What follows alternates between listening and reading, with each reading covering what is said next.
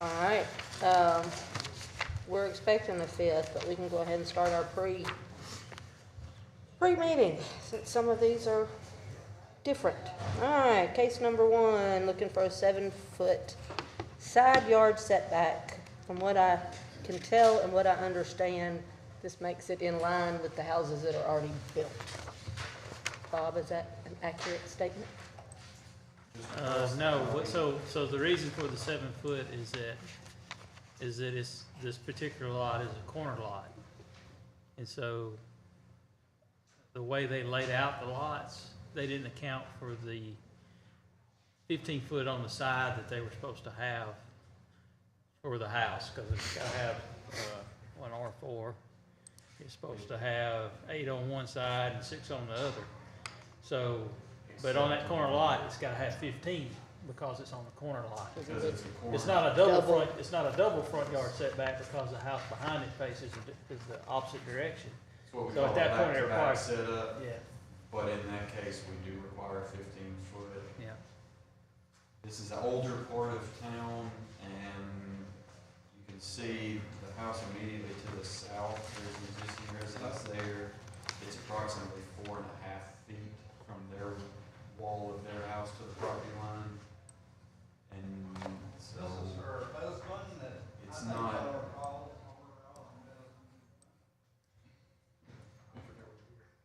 it's probably not out of line with what would have originally been constructed in this neighborhood when it was first platted. And that's kind of what this is going back to. So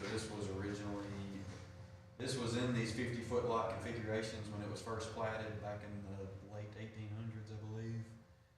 It was consolidated into 3 lots, and then we just recently went back to these 50-foot lots. So this is getting back to what you would have seen when this was originally platted, and it wouldn't have had that 15-foot side Yeah. yard setback at the time. Anything before 1954 would have had. So what I hear is y'all are good with it. Are you okay with it? You're not opposed to it? I'm not opposed to it. Okay. So question 1632 College Street Southeast, that's the one to the south of it you're referring to that is about 4.5 feet from their property line, based on the picture I can see, okay. At 1631, the case that we're talking about on north, they're looking for a 7-yard variance, or 7-foot variance. That would put them how far from their property line? 8 feet. 8 feet, which is what the ordinance requires, 8 on one side, 6 on the other. Okay, thank you. Can one of y'all push that So TV what's- like this so, way? Bob, Does it move? So what was the thing with 15 feet? Because it's a So the corner ordinance lot? has got, in the ordinance, there's for corner Thank you. lots, there's 2 different setups. There's a setup for a double front yard setback. If there was a house behind 1631 and it faced 18th Avenue, it would require a double front yard setback. So it would be a double 25 or whatever it is in that area. Yep. So, but when it faces, the house behind it faces the opposite street or the street to the south, at that point, it's reduced down to 15 feet instead of 20, instead of a double front yard. You have at least 15 feet. So at this point, when they recreated the lots or whatever they did, Yep. it's short of that 15 feet. But Okay, they're gonna get 8, which is the actual requirement if it went down the rest of the street. But since it's on the corner, it required 15, but I don't think it would harm anything because basically every other house in the neighborhood, even the ones on the corner, would have 18. Had they never consolidated those lots, if they had left it in the original configuration, that it was platted in with that 50-foot lot, they would not have been held to this. There's an exemption for anything platted before 1954, and this would have fallen into that category as well. Okay. But unfortunately, it was consolidated and then replatted, and because of that, we couldn't And let it fall. we had this before the board not too long ago, that replat, because they're all like 1/10 of a foot short of being the required width. They're all like 49.9. 49.9. Yeah, they need like 12 feet for the whole street. Yeah. And there's nothing here now, right? No, yeah. New houses are building it'll up be there. new houses soon, I New see. buildings now. All right. Case number 2. I have read this several times and still don't know that I understand what they want from us. If a place has been condemned, we can't uncondemn a facility. Well, you're not. You're not uncondemning it. All you're doing is he's asking to be able to continue, he's asking for the use to be able to do what he's wanting to do. But if it's condemned, there is no use. Well, I mean, you can bring a building back into construction. This is use, isn't a, Okay. condemn is a Building building code. term. Right. Term, it's not a use term. So this is a use that he's wanting to do. To fix it? Okay. All right, well, that was my first confusion. So I guess it's the interpretation of the use and what it falls into. Well, it fall under a rooming house.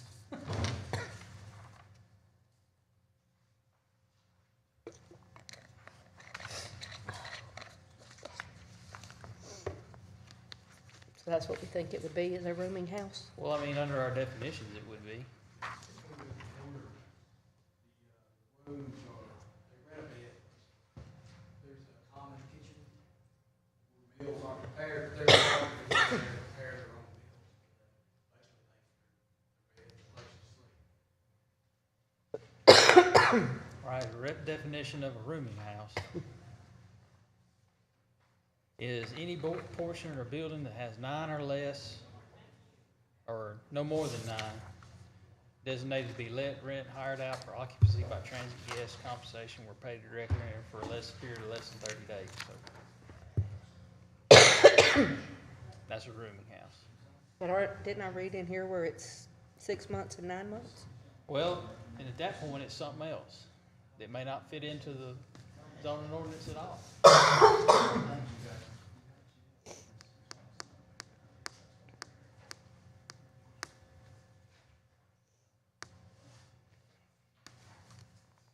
What are they asking?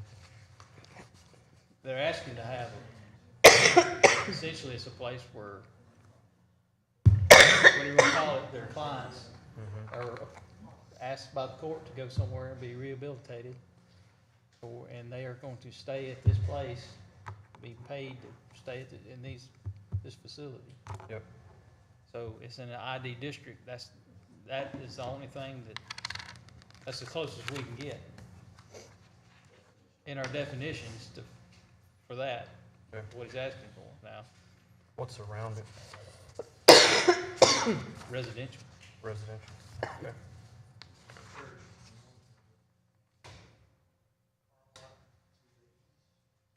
Yeah, it's down there in Flint, right there past the,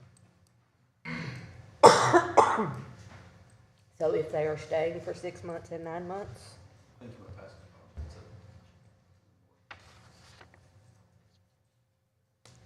it. does it then become something we cannot approve? we don't really have where is it at? But just really trying to open up a Right halfway here. house? That's what it sounds like. The halfway house, but we don't have definitions for halfway houses in our ordinance. In the ID district, it doesn't really say that you can have a halfway house. All we get is a rooming house and a boarding house And a fraternity house? and a fraternity house. It does allow the residential, it allows for R4, R4, which is multifamily, which Well, it sounds like a fraternity house to me. Could it fall under boarding house? no, because they don't prepare meals for Gotcha, them. gotcha.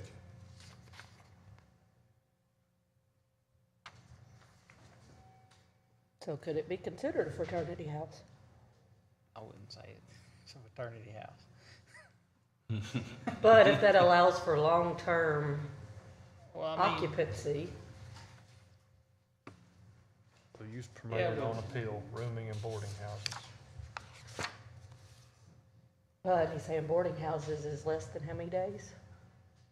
well, that's rooming houses. Rooming Boarding house houses. doesn't, I don't think has Boarding house doesn't have that. doesn't have a time limit. Oh, It okay. requires food preparation, or no? So, you have a definition right there, right above.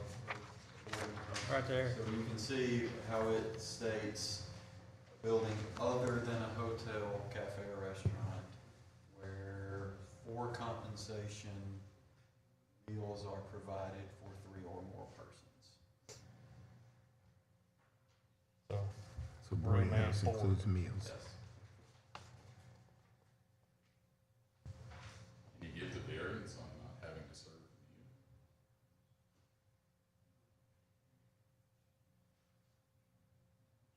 the meal. Maybe you need to start preparing about 3 meals for breakfast.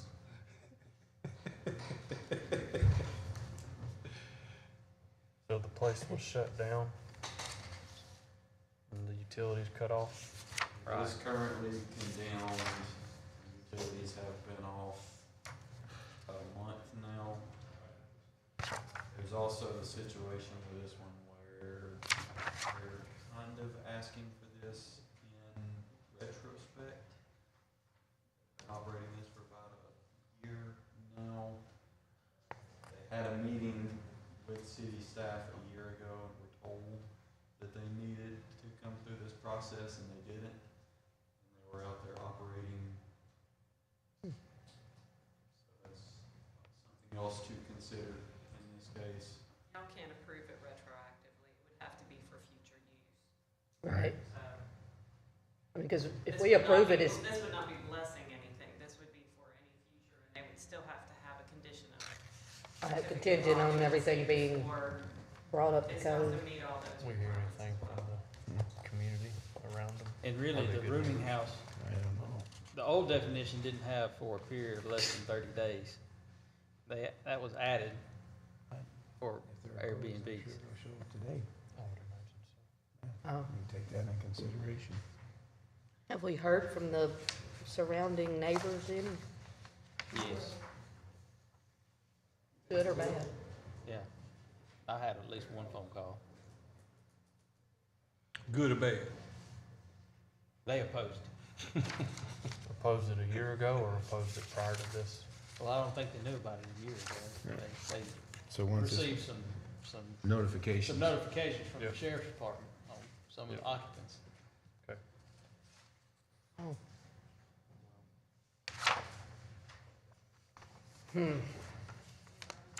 Yeah, so a rooming and boarding house doesn't fit into the 6-month or 9-month program. And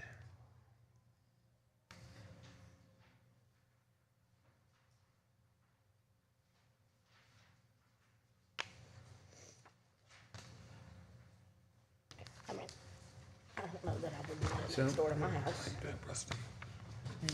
I don't know that I would want it next door to my house. Well, it's also been there for a year, Right. and this is kind of the first. I'm not sure. so the present owner interprets the use as a private Okay. academy. Yep. It did on this one, just Yeah. because we've got What was the several cases. definition of a private academy? They- We're on case 2. They didn't pull that out of the code? It's not out of the zoning ordinance. Okay. Okay.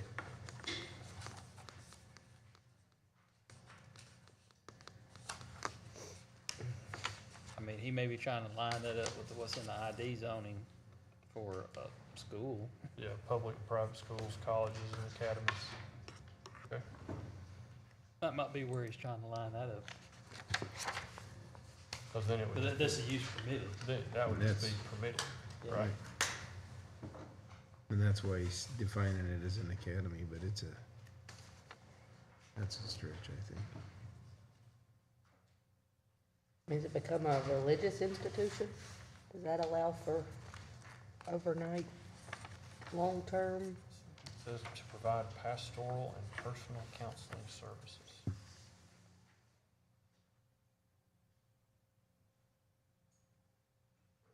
For it to fall into that, it would need to be actually lined by a religious Any church?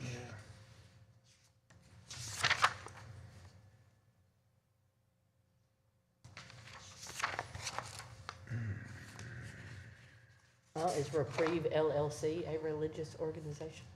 Since they say they're providing pastoral care?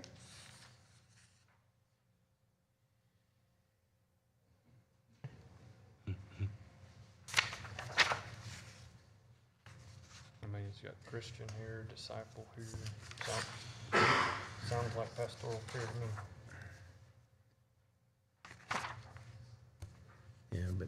Is the organization itself a religious organization?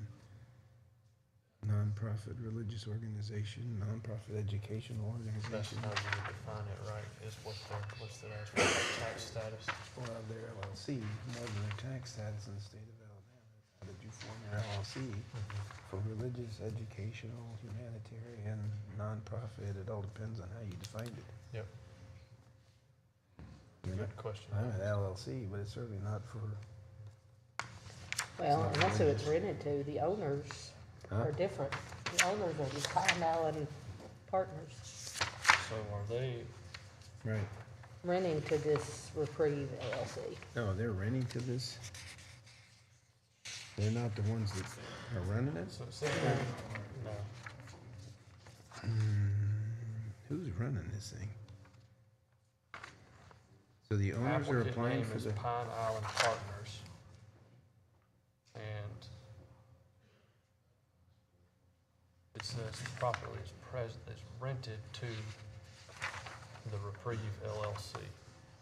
yeah, whatever this infection is has caused my eyes to go blurry. Where do you see? Oh, Property right is there, okay. rented to an entity called The Reprieve. Oh, well. So who's asking for the The owners. owner's asking for a variance? Yeah. Oh, wow. Okay. So they want the variance to be able to rent Right it there to them. them. If I understand correctly. But then the owners definitely are not a religious organization. All right. They're a landlord. Yes. All right, let's go over these others and then come back to this one, Okay. because I think that one's gonna take the most. Yep. Case number 3 is use of a commercial kitchen to make coffee.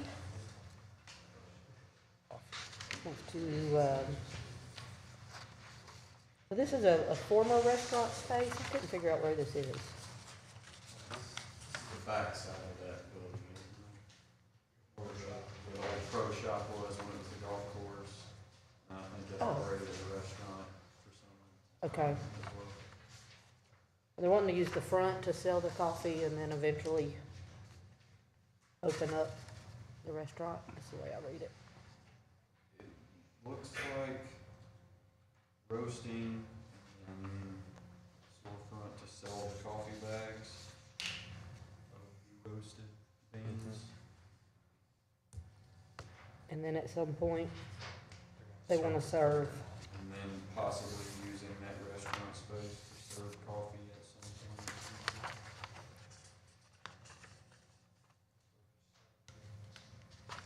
Selling roasted coffee.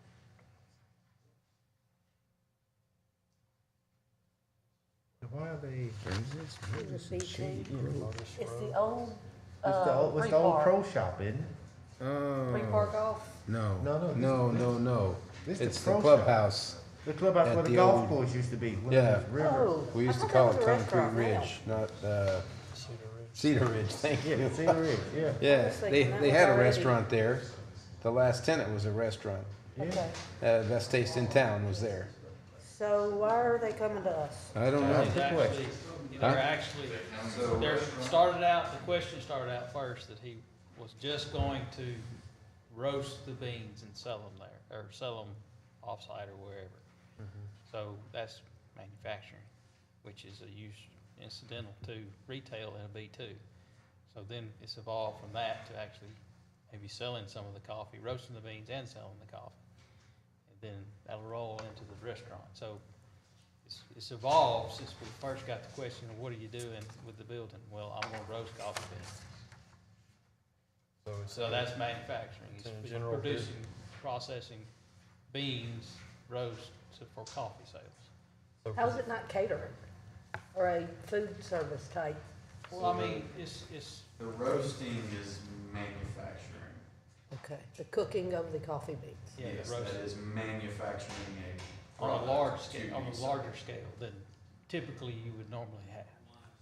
And so what we allow on appeal in B2 is manufacturing incidental to a retail business where articles are sold at retail on the premises. Okay. Which he's now asking to Which do. he's now asking to do. So the manufacturing would be the roasting of the beans and then selling the beans for retail on On premise. property. What Yes. happens when he grows and becomes online? That would be allowed in this. That Well, he would or gets- would not? With what It you're would. allowing here, you would, yeah. Yeah, it'd he be doesn't have to allowed. come back to us to go, internet service, okay? So the key is he's gotta sell it from there to be allowable So- on appeal in a He B2. wouldn't have to actually come back if he went from roasting and selling the beans to roasting, selling and brewing the coffee and selling the coffee. That would be all under this Then it would still B2. fall under, and it Okay. would still be. Mind you, the section here, the reason that section's in there, manufacturing institution, incidental to retail business, Lane Sporting Goods, they manufacture athletic apparel. Right, Right, They also sell it, yes, incidental to their retail store, so. sure.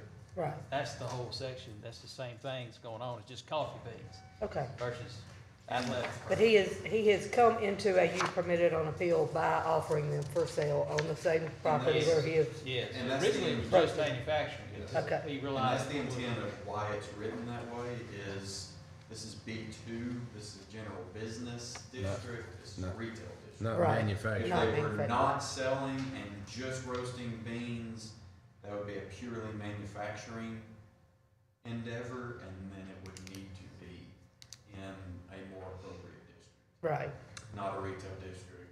Okay. manufacturing. so, You say a retail district, but this is just a little carve out, isn't it? I mean, the location and stuff, this building. Well, It's just a small. But it's the zoning, the zoning is The zoning is B2, B2. so it's for retail, general retail business, not manufacturing. The only manufacturing we do allow is in this case on appeal to this body if they are also going to be selling the goods they're manufacturing. Okay, so I don't have a concern Okay. with that. Do we, future things, first thing they start with is coffee, and then the next thing is something, a little bit more potent than coffee. Do we have any,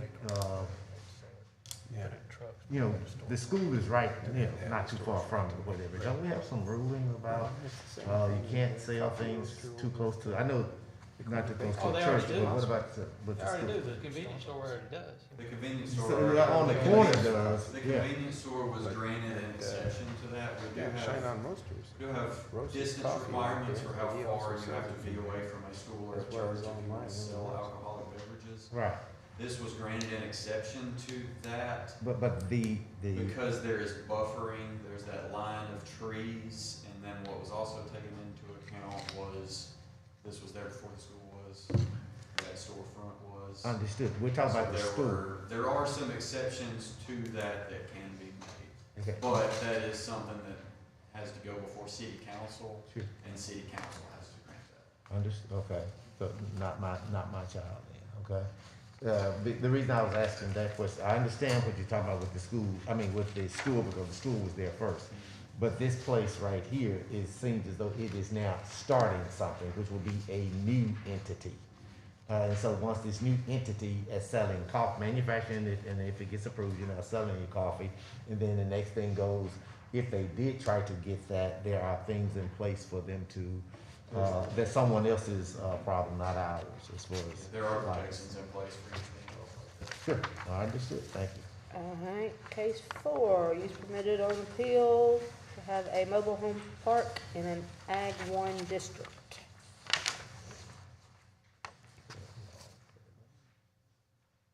I couldn't figure out where this was either.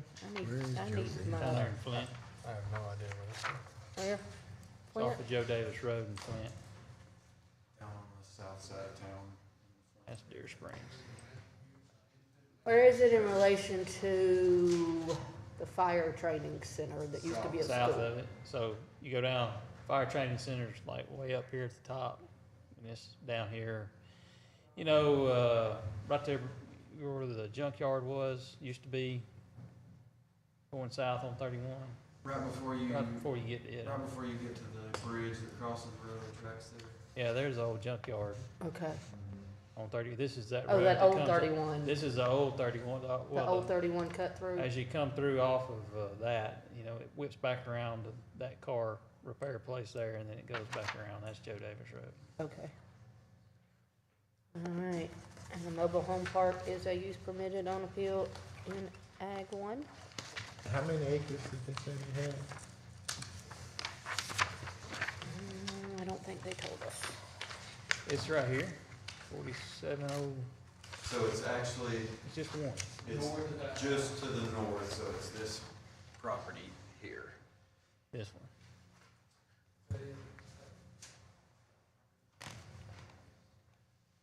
And are there things within the building world that would limit how many and spacing and,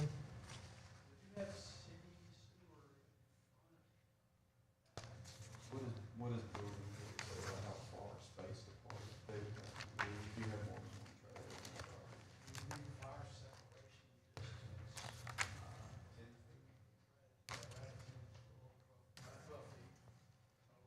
not a lot.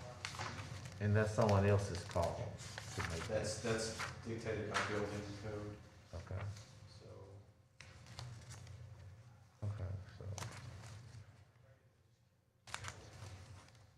That, all they've asked for at this point is for a single trailer. Is that what you interpret that? It says you feel to make a mobile home park. A mobile home park to me, Trailer, yes, and so even with that, they've only asked at this point for one trailer, even though you would be granting them a mobile home park as the use that you'd be permitting, they've only asked for one trailer.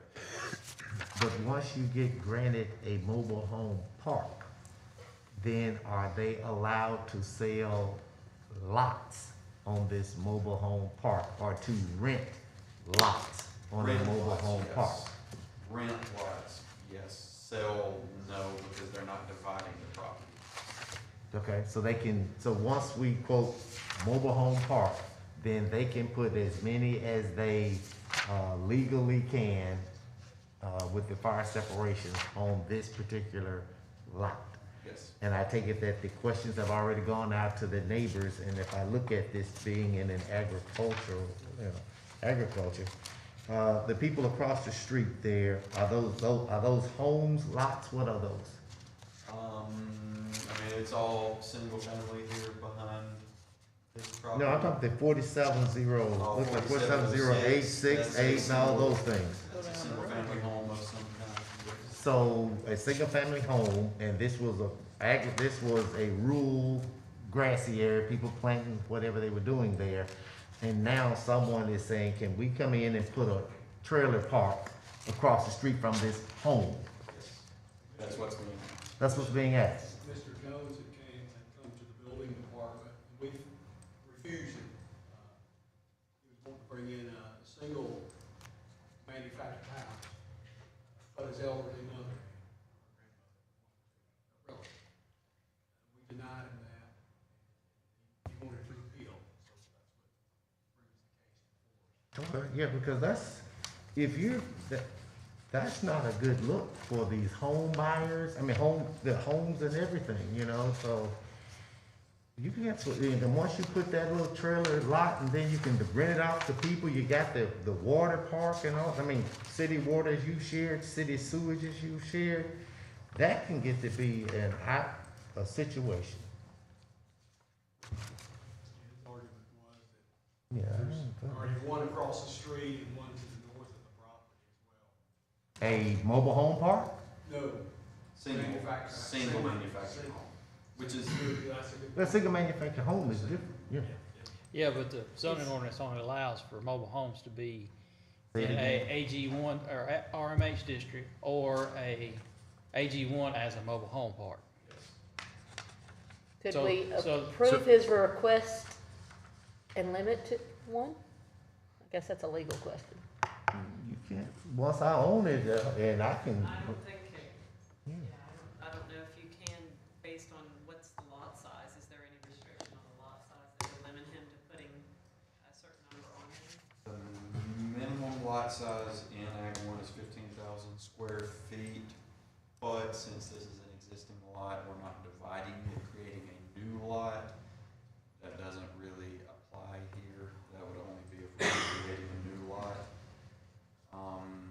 There are setbacks on this one, 20-foot front yard, 45-foot rear, 15-foot sides, so that will restrict usable area on the lot as well.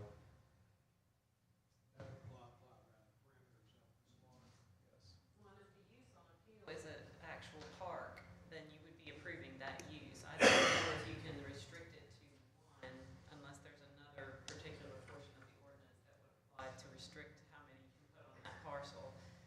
I think if there's another, and Lee will know more about this than I do, if you would normally want to put one trailer on, what would it have to be zoned in order to allow just one, like someone to put a trailer on that parcel? Be Our RMH. RMH zoning, which we So, do have a zoning for manufactured homes. yeah.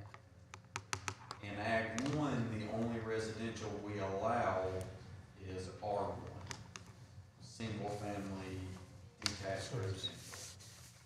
I think it would almost be up to having to have it rezoned, rather What than he's talking coming about, in there's already- through an use on The appeal if they were. applicant is talking about there's So, already.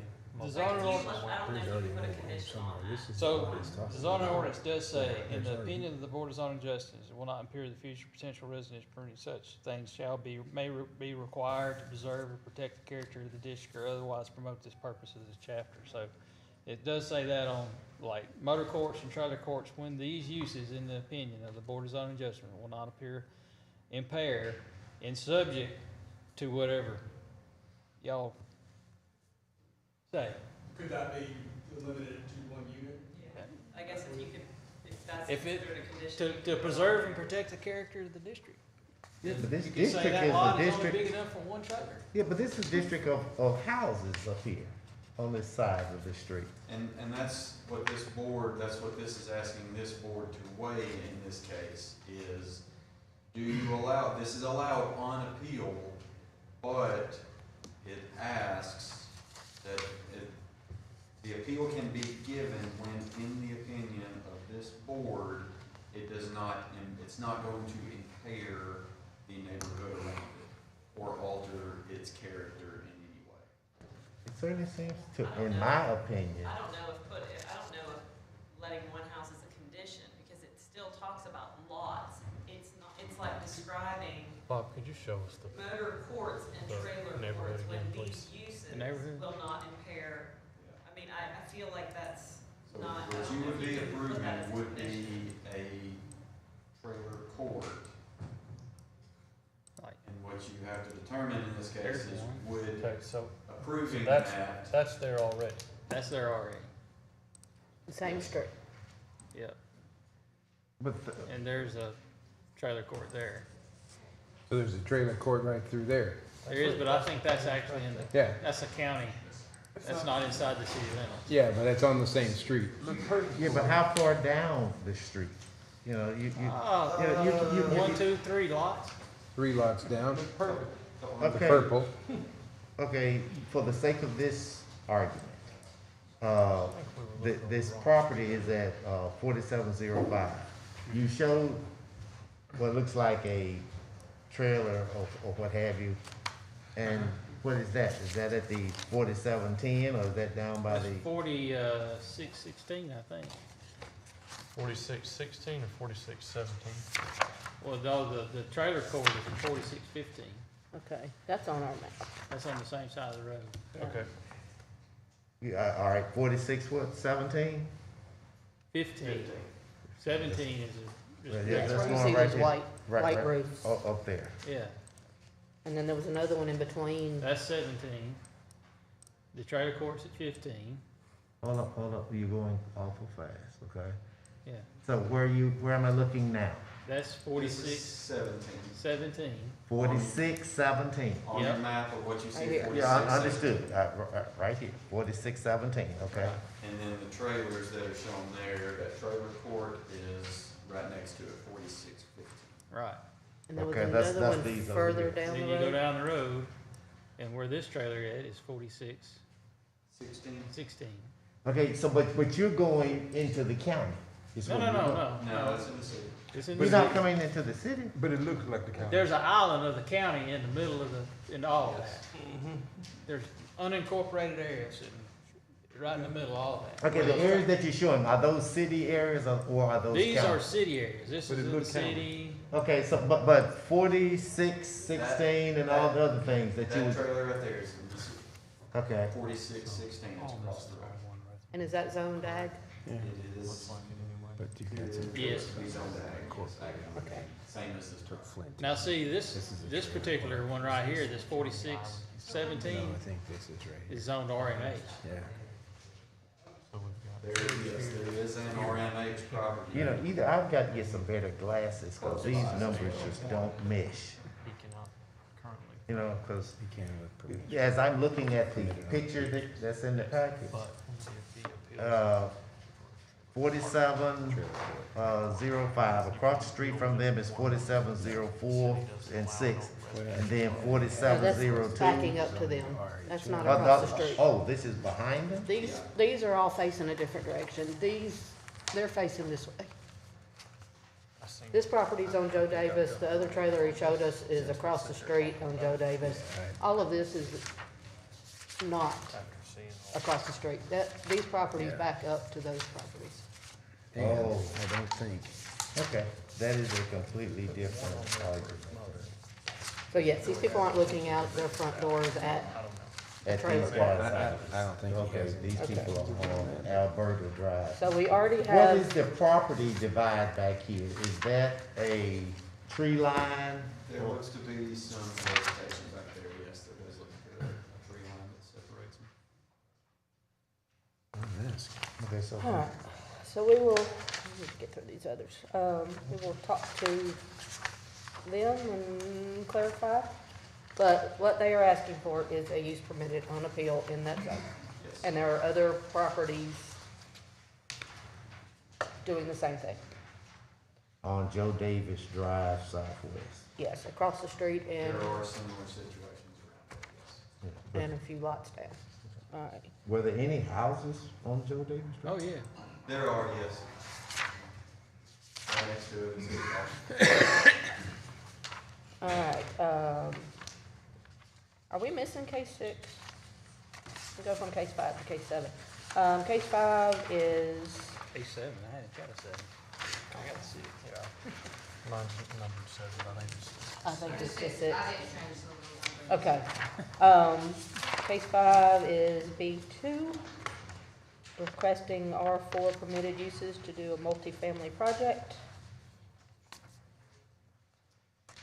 This is the property out there behind the McDonald's and the Chevron in Priceville area.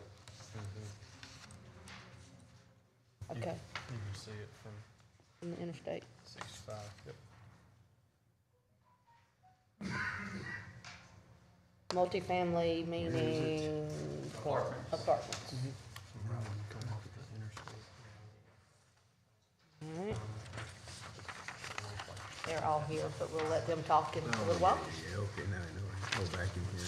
That's There isn't anything there now, is there? No, It's there just empty lots. Alright, in case 6, it's numbered case 7 in our packet, is a reduction of parking spots. Want to reduce, 5 spaces for, this restaurant.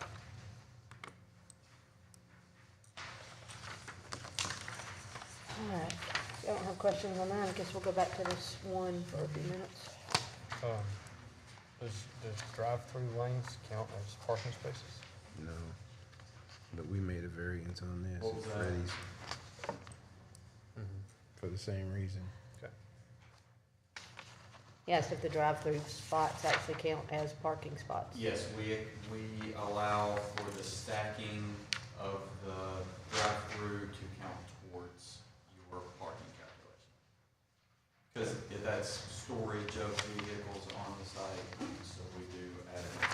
So that's why it's not 19 spaces. Yes. I guess they're technically customers of the,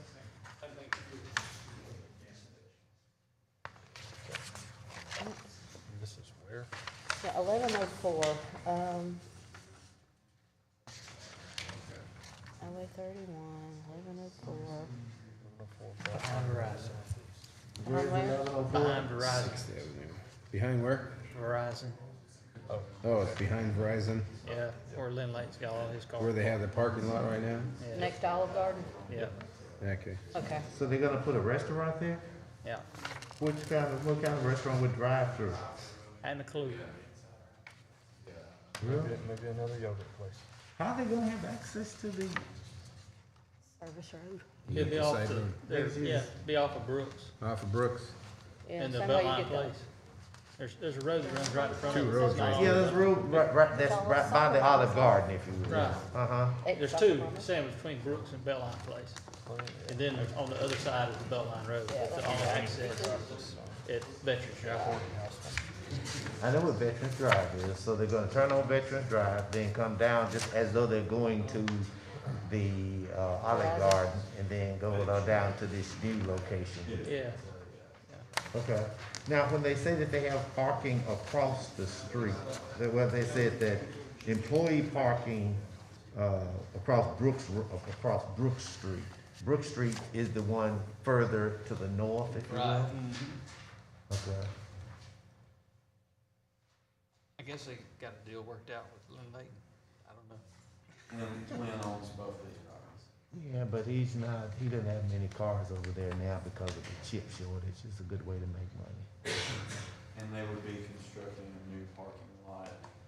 That's what they've stated is, if it's approved, they would construct a new parking lot with approximately 10 spaces. For It would be the- just for the workers at the restaurant to be able to use. All right, so let's go back to page 10.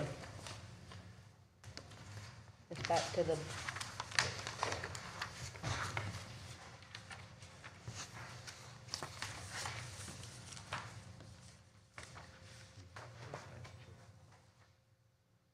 it's not a religious organization that owns it.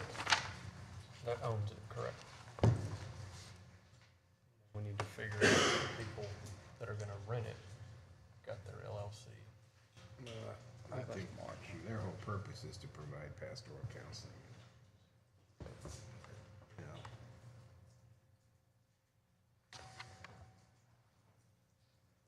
But they're not the ones asking for the variance approval.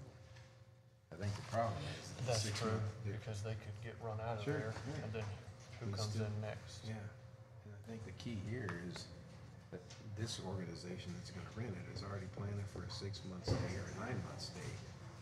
So that doesn't directly relate to us, because the owner, he's just looking to rent it to those people. Yep, He's asking for the variance. That's their program, not his program. yep.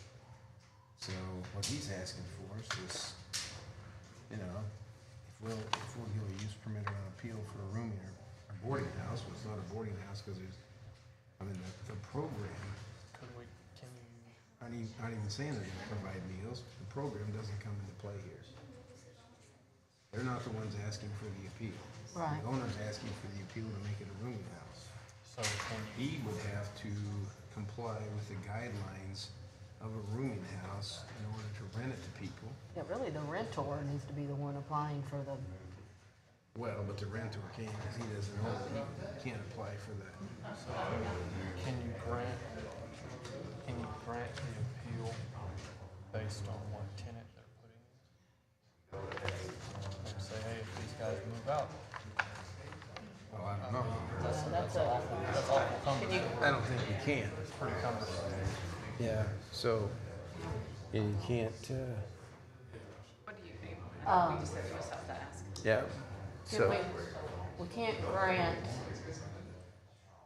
something based on the tenant that is currently there or the intended tenant, correct? And that, I mean, it's. be null and void if that tenant's If no it's longer an there? appeal- If it's on appeal, whoever owns the property next would have to appeal when they're in. it's for whatever they're using for at that time. If the use changes, then they have it's to just appeal, whoever it would be, if it was gonna change, they'd have to appeal again for whatever the other use is.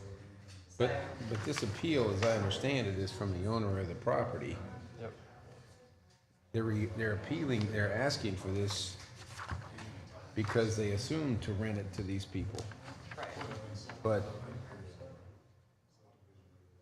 we need to take into consideration who they may or may not rent to when we're making the, you know, I don't, you need to know specifics in order to grant that. You're going to have to know what they're using it for in order to grant it. You can if you don't know the use.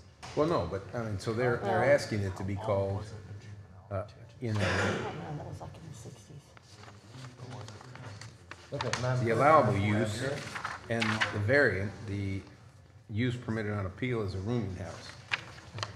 So we could grant that, say, yeah, you can use it for a rooming house. They would have provided meals. Then what are the guidelines or controls on who they rent it to in the program that's run there? That doesn't necessarily fall on us in the appeal.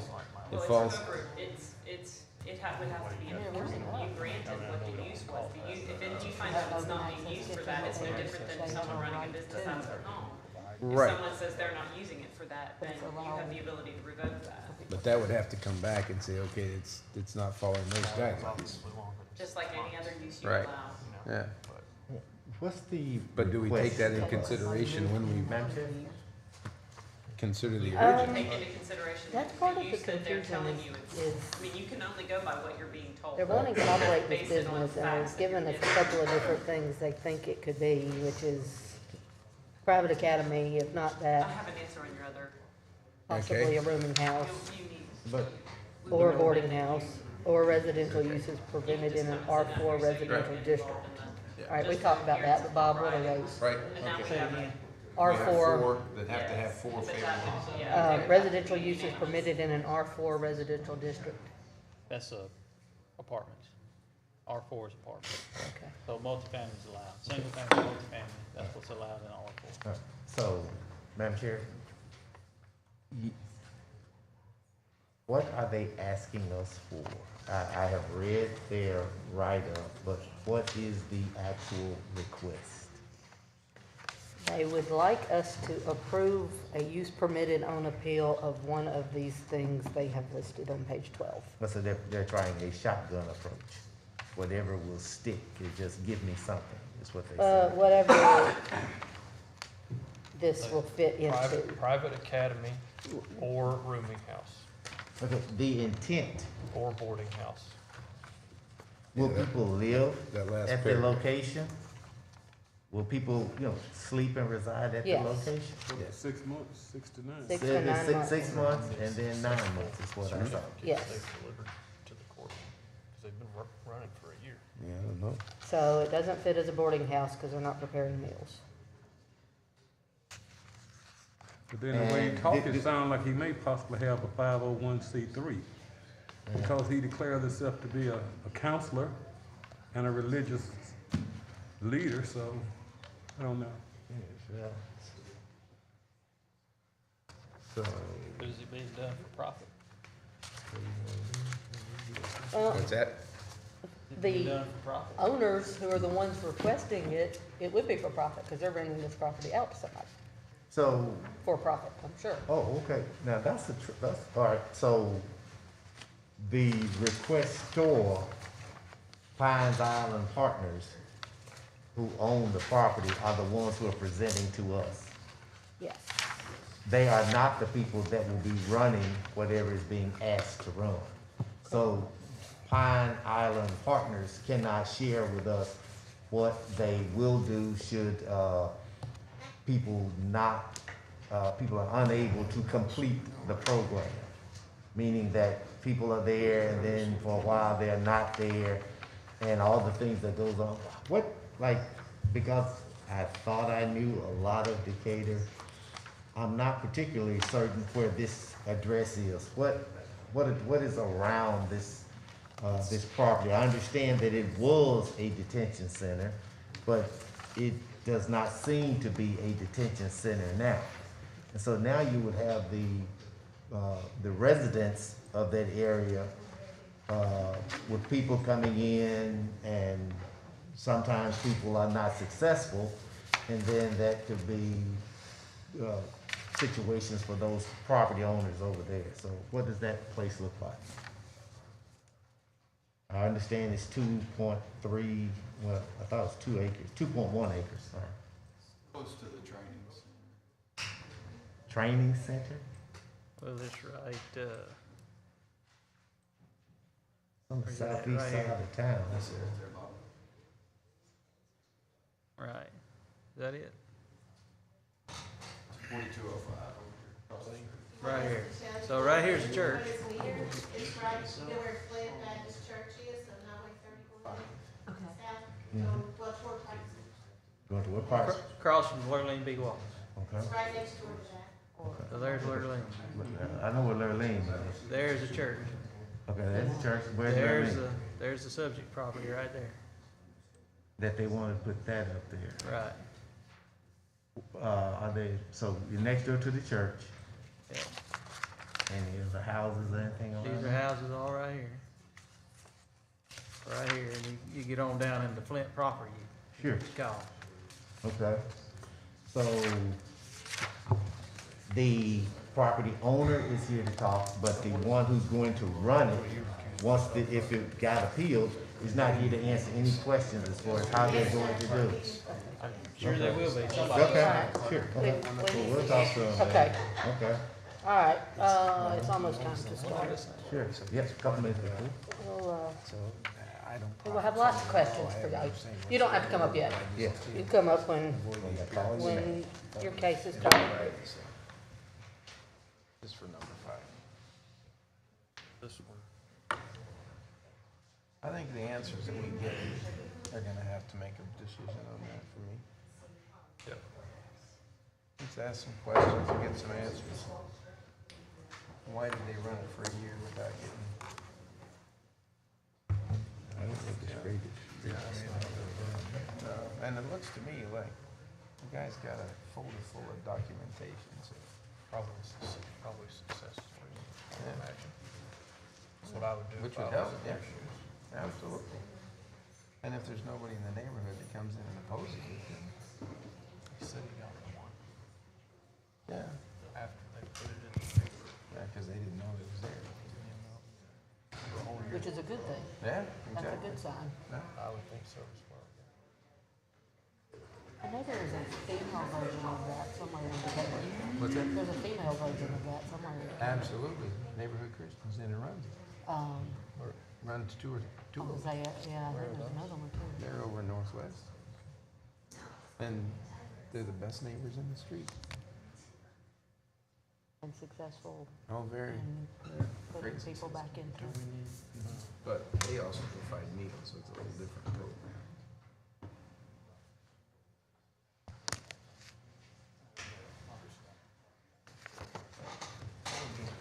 All right, we have one more minute. You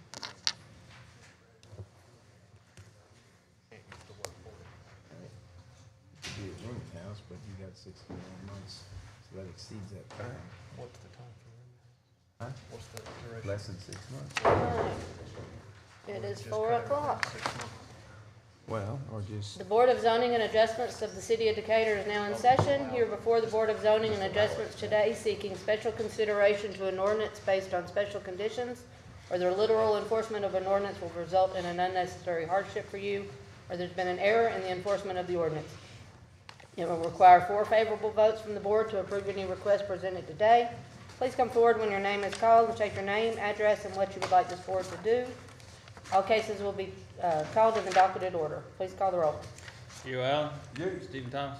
Here, Elaine Dean. Here. Brad Townsend. Here. Larry Wade. here, I have a motion to approve the minutes from the last meeting.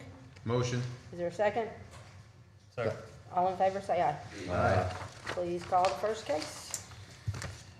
Case number 1, application appeal Stephen Graham for a 7-foot side yard setback for section 2514 of the zoning ordinance in order to build a new house located at 1631 North Street Southeast. Property is located in an R4 multifamily zoning district.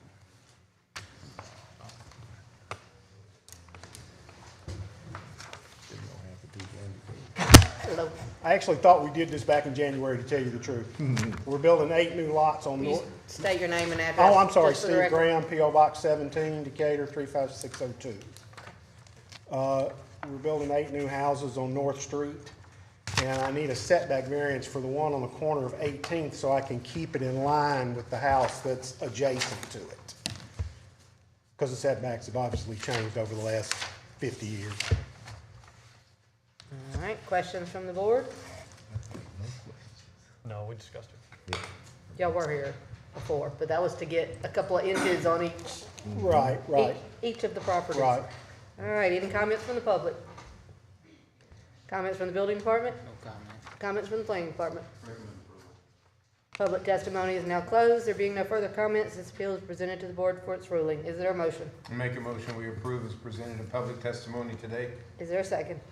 Second. Please call the roll. Joe Allen? Stephen Thomas? Yes. Lane Dean? Yes, Brad Townsend? Yes. Larry Wade? Yes. you have been approved. Thank you much. Thank you. All right, case number 2, application to Pine Island Partners for, from section 2512.2 in the zoning ordinance in order to develop a boarding house, rooming house located at 4205 Decatur Street Southeast. Property is located in the ID Institutional Zoning District. My name is Woody Allen. I'm the attorney for and the husband of Becky Allen, who is a single member owner of Pine Island Partners LLC. She has a rental agreement with. Will you state your address, please? My residential address is 4407 Willow Bend Road, Southeast Decatur, Alabama. I live at the office as much as I live at home, I'm afraid, but at any rate, that's where I sleep. All right. She rents the property to an LLC called The Reprieve.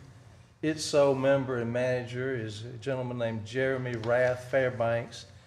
He's here today to answer questions that y'all might have. I think I might can officially answer most of those because I formed his LLC and I'm familiar with his business model.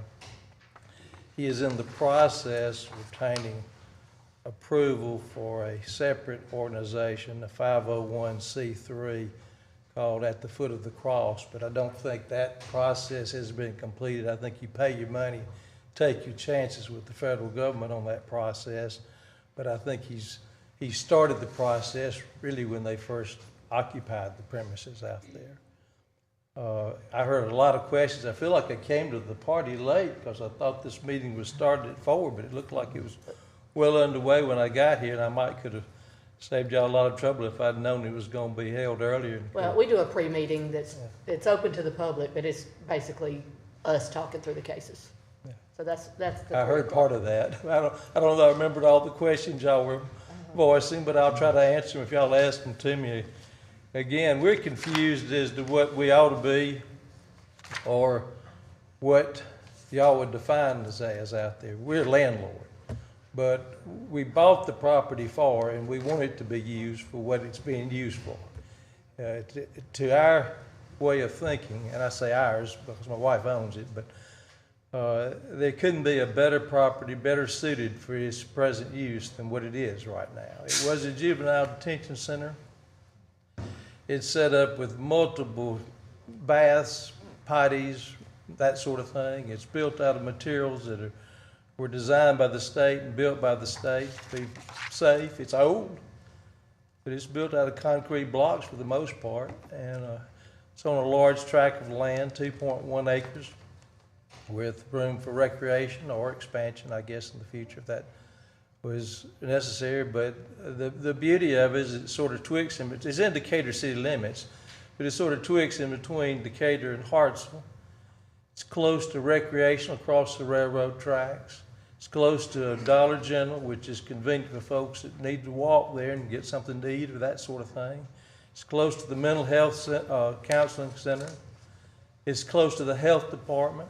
It's in an area that's zoned for institutional.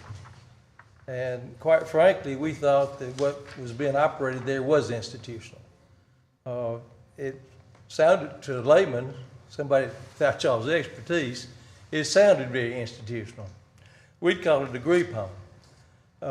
But looking at your categories, it could fall as an academy, or it could fall as a private educational institution because of what they do and how they do it. But I think it could be done as a group home in an R4 residential district. There are group homes all over Decatur that operate like that.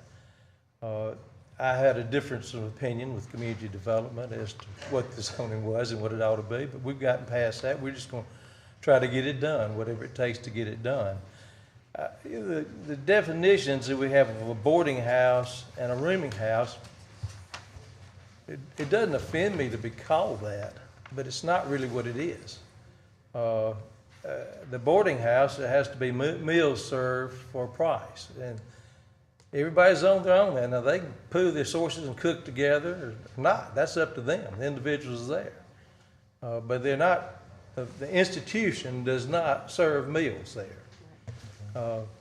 It may demand they clean up behind themselves, not make a mess, but it doesn't serve meals there.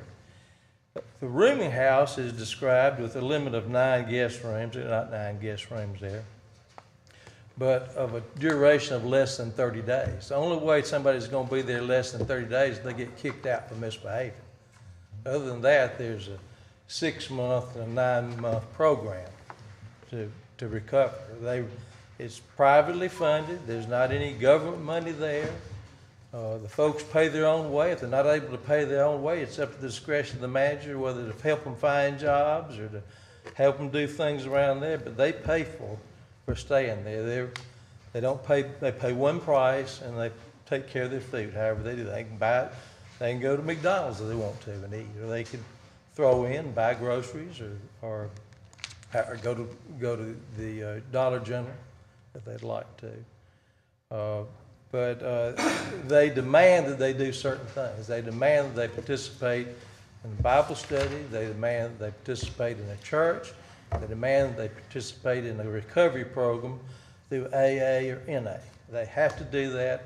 The courts have a program now, and I don't know that I could fully articulate all they do. It was started by Judge Thompson a while back, and it's gained at least statewide recognition and perhaps national recognition. They discovered that the jails weren't doing a good job of fixing what was broken with drug addicts and alcoholics, and that we were spending a lot of money keeping folks in jail that needed to get over that and get on with a productive life. They needed to learn responsibility for themselves. They needed to learn responsibility to their family, to the community. And so they adopted a program where they allow folks to be released from jail as long as they're enrolled in a program. And there's I think the first one was out near Somerville. I used to rent to the guy that as a landlord of a residential place that ran that one. He's moved down to Faultville, and somebody else has got one out there. There's one here in Decatur. I got to know a guy there that we hired to do some work for us, and he was describing the situation, and this just sounded so much better than that we just thought we had to do it, and we did. And at any rate, the courts have found that people go through these programs, they have a much higher percentage of success than the jails do. And that's the reason why, I think this is a good program, and it's a good thing for the community. But aside from that, the courts will allow somebody out of jail if they go through the program. If they violate the rules, if they're caught using drugs or possessing drugs or violating any other rules there, they're going to wind up back in jail. I mean, that's the way the courts manage the program. And that's up to the discretion of the judge, but what's a bad violation or not. But not everybody there is under a court order or there because of a court order. Some people check in voluntarily, and in the short time that's been there's been some significant successes. It's been there long enough for some folks to go from start to finish through the program. Several of them have gotten jobs and become very productive. One of them wanted to be involved in environmental concerns. Got a job over the hill and down the road there. I don't know what the name of the place is, but they got canoes out in front of them on Highway 31 South. just his dream job, and he's just doing great, taking care of his family and everything. But my concern is I don't want to misrepresent anything in this board. I don't think, as much as I'd like for it to be a boarding house or a rooming house to fit y'all's definitions, I think it's more like a private academy. They get a certificate of completion when they get through, and they show that to the judge. Now, it doesn't hurt my feelings at all if y'all call it a use permitted under R4, and call it a group home, because there are group homes all over Decatur they're in restricted residential communities and operate very well. But I just want to lay the cards on the table and tell y'all what we're doing, and then try to answer questions as to how. And I join myself with them. The hard work, the heavy lifting is done by the folks who are sitting back there watching me. But I want to answer questions and respond to concerns that y'all might have about it. But it just, for the folks that have been in other facilities like this, they say it's really wonderful. And it doesn't look wonderful, but I mean, some of them are really tight, and they don't have the bathroom facilities. I know a guy that we worked said there were 23 men in the place with one bath, one shower, and I didn't know how they could fit them in there. A little old bitty house here in the city of Decatur, and when I saw this, I said there's about twice as big as the facility he was in, with about 5 times the facilities for restrooms and that sort of thing. It just seemed like we worked really well. I'll respond to your questions now. Open it up for questions from the board.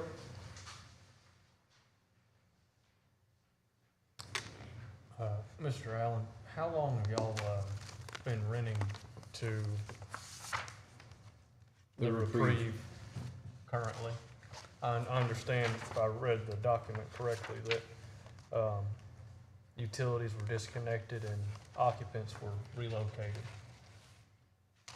recently, I believe. We let the guy that's running it take possession of it middle of the summer last year. August 1st. I thought it was earlier than that, but he didn't start paying rent. We didn't ask him to start paying rent because he had to, get things up and running until September, October, I think. He could probably answer that. He'd probably remember a lot better than I would, but we gave him 2 months rent, for sure. Might have been 3.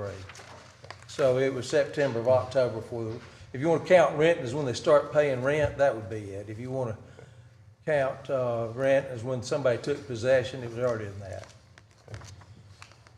So you said, in your opinion, you would look at this more as a private academy. Is that correct? For the services that they're providing, people are staying there, it's a private academy, they're going through training, they're going through an educational process. My question is, Bob, I don't see any definition in the information I have that would define what a private academy is or is not under the institutional district or ID. Can you add anything to that? Other than Merriam-Webster, what an academy is? No. I mean, looking at the definition of what the dictionary calls us, it's a place of higher learning or where you would go for training. I mean, Okay. look it up. I mean, that's all I've got. I mean, no, we don't have a definition. All right. A school, a private school, a high school, education. College, academy. This is more of a, I wouldn't call it an academy, it's more of a recovery. Maybe a re-educational, All right. just my opinion. Okay.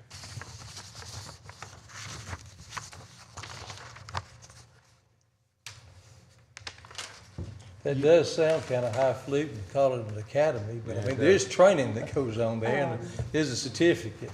Right, I understand. Do we have a definition of charitable institution other than Miriam? No, I don't think any of that's in our zoning ordinance. Okay. Are your mentioned your two courses, 6 months and 9 months, are those mandated as in per your agreements with the court system, or is that what you found to be, or your renter has found to be the appropriate length of time? the operator, the tenant, cannot make anybody stay there anytime. Yep. The courts can make somebody stay there or go to jail, but they can't, the court can't make anybody stay there. But the program that they sign up for, as I understand it, it's written out, is 6 months recommended for one category of problems, 9 months for another category of problems. They pay their rent weekly, because most of the folks that go into that place, they're stone cold broke. They don't have anything. They don't have a month's worth of rent. But the weekly doesn't have to do with the intended length of time of the program. Okay. So the 6 and 9 months are not mandated by the courts? The court may do that, but the only way the court can do that is say, you can complete this program. Complete, whatever complete. So the 6 Or and you 9 can go to jail. the I 6 mean, that's and the way 9 most month- of. The 6 and 9 months were presented to the courts as the program. Right, that's what, so, the court is sold on what the program is. What are you doing to make this thing better? And what I've described to you is the way they've laid it out. Thank you. Thank you. Mr. Allen, you have shared, as part of your write-up that, from what I'm understanding, the community development department has caused, or for some reason you all have turned off the utilities and stuff like that. I'm not sure that I'm tracking. You're sharing with us that your program is closed right now.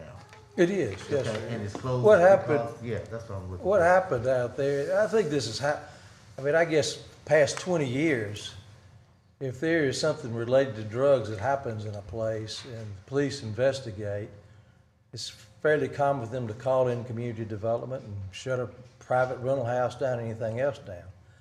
Unfortunate as it is, they had a guy get a hold of some drugs and overdosed out there and died out there. And that happens sometimes, and you don't want it to ever happen. One is too many, but it does happen sometimes. And when that happened, community development came in. And they at first contacted me and said, we're not looking at shutting it down, there's just some things you wanted fixed. And it was at the worst of all times for that to happen. We'd just gotten through having the septic tank pumped and dug up the ground there. He had some new folks in that weren't keeping it as clean as they ought to keep it. And somebody took down about 4 of the fire alarms. And it was small things, but it was enough to condemn it. And it was condemned and shut down right then on the spot. That's embarrassing to say that, but that's happened. Now, I think that all those are fixable and have, underway to be fixed. It won't be open until they are fixed, until community development's satisfied. But it also is the issue of whether the zoning was right for it or not. They suggested that we come before this board. I'm not going to argue with them. They shut me down, try to do what they want, whatever it is. I felt like we were probably okay, but they said we weren't. They say we are. We're going to ask for y'all's blessings on what we're doing. Okay. You then also shared that my interpretation is that a new management team or a new management situation will be coming forward. You mentioned the new LLC, I think is what you said, at the foot of the cross. Is Right. that going to be the person that's going to be now managing? And managing to me is just meaning that overseeing the academy, as you are perhaps indicating, because it is learning institution or whatever. Is that what the new person is going to do? My understanding is the same individual that's involved in the business LLC is involved in the Foot of the Cross. The difference is it's a charitable organization. It has a board of directors. They look at the spiritual, mental, physical issues that are involved with the training and that sort of thing and give advice on that. It's up to him to fix broken windows or mow the grass or that sort of thing as the tenant out there. But they're more interested in the training and in the management of the people. And they would qualify for donations if somebody wanted to give a grill to it and get a charitable deduction, or a car or something like that. So a lot of folks don't have cars, and some folks donated, they could give it that way.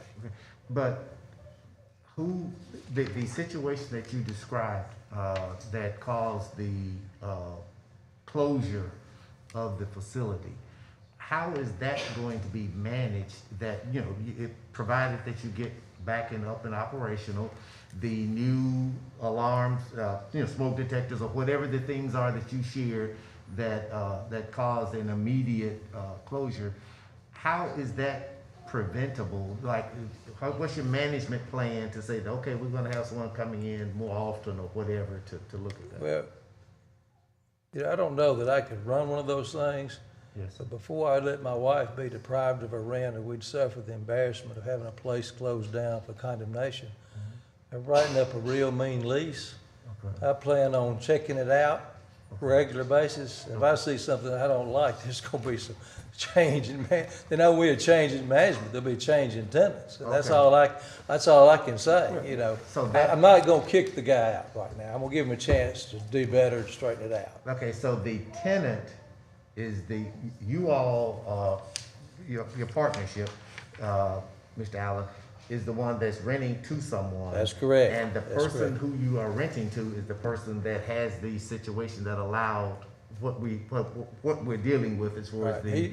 the community development program to come He's a in. tenant in possession. Right. My And- wife but- takes him dinner some nights a week, Sure. and I'm out there occasionally, looking at things. And that is different than the person at the foot of the cross.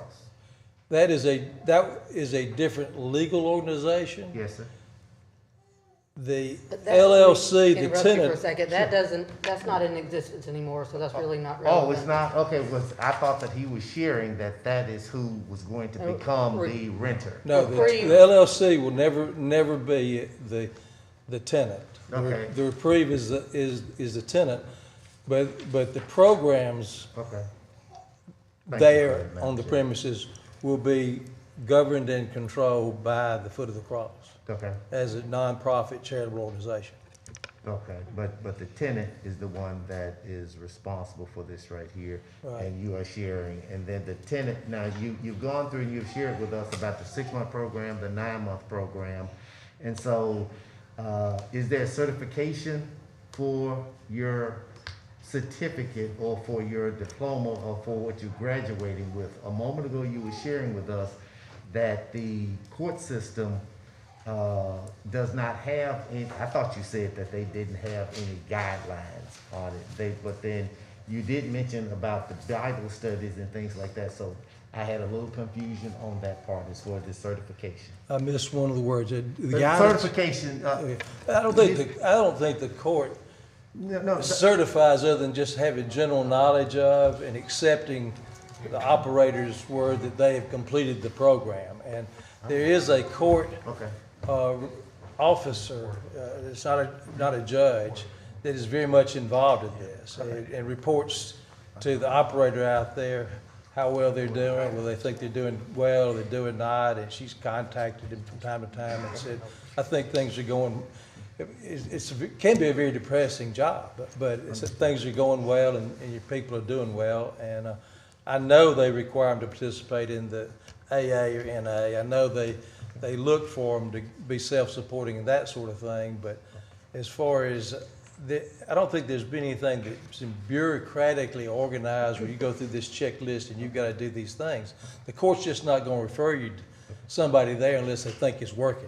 okay, Mr. Allen, I guess my last question, I turned over to the rest of the board members. Prior to this situation here, how long has this been in operation? Last summer? Say August last- 1st? Sometime in the recently? mid to late summer, last summer. And I'm talking, but no, this building has been in existence a long Oh, the time. building And I was thought built- that- And I thought that you all were the renters of it, owners Landlords. of it.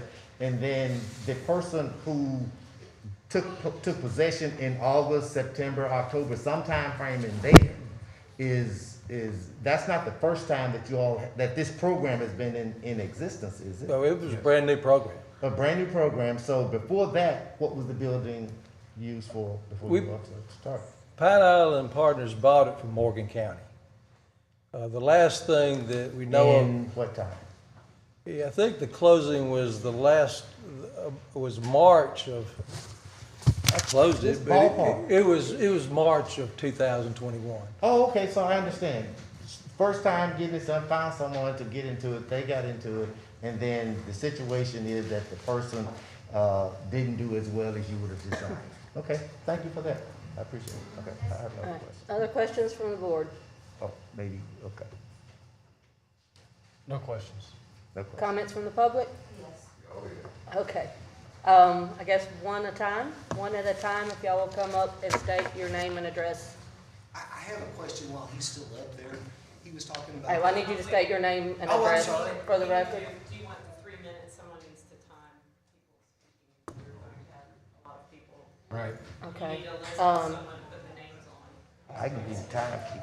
Okay, you wanna be the timer? Madam Chair, I'll be the timer. Okay. That's all. So one at a time, y'all decide who wants to go first? You want, but I need you to state No, your name and address for the, No, I'm gonna wait till the end then. Never mind. okay. I'll ask you. Will you come back later? Yeah, I'm coming up later.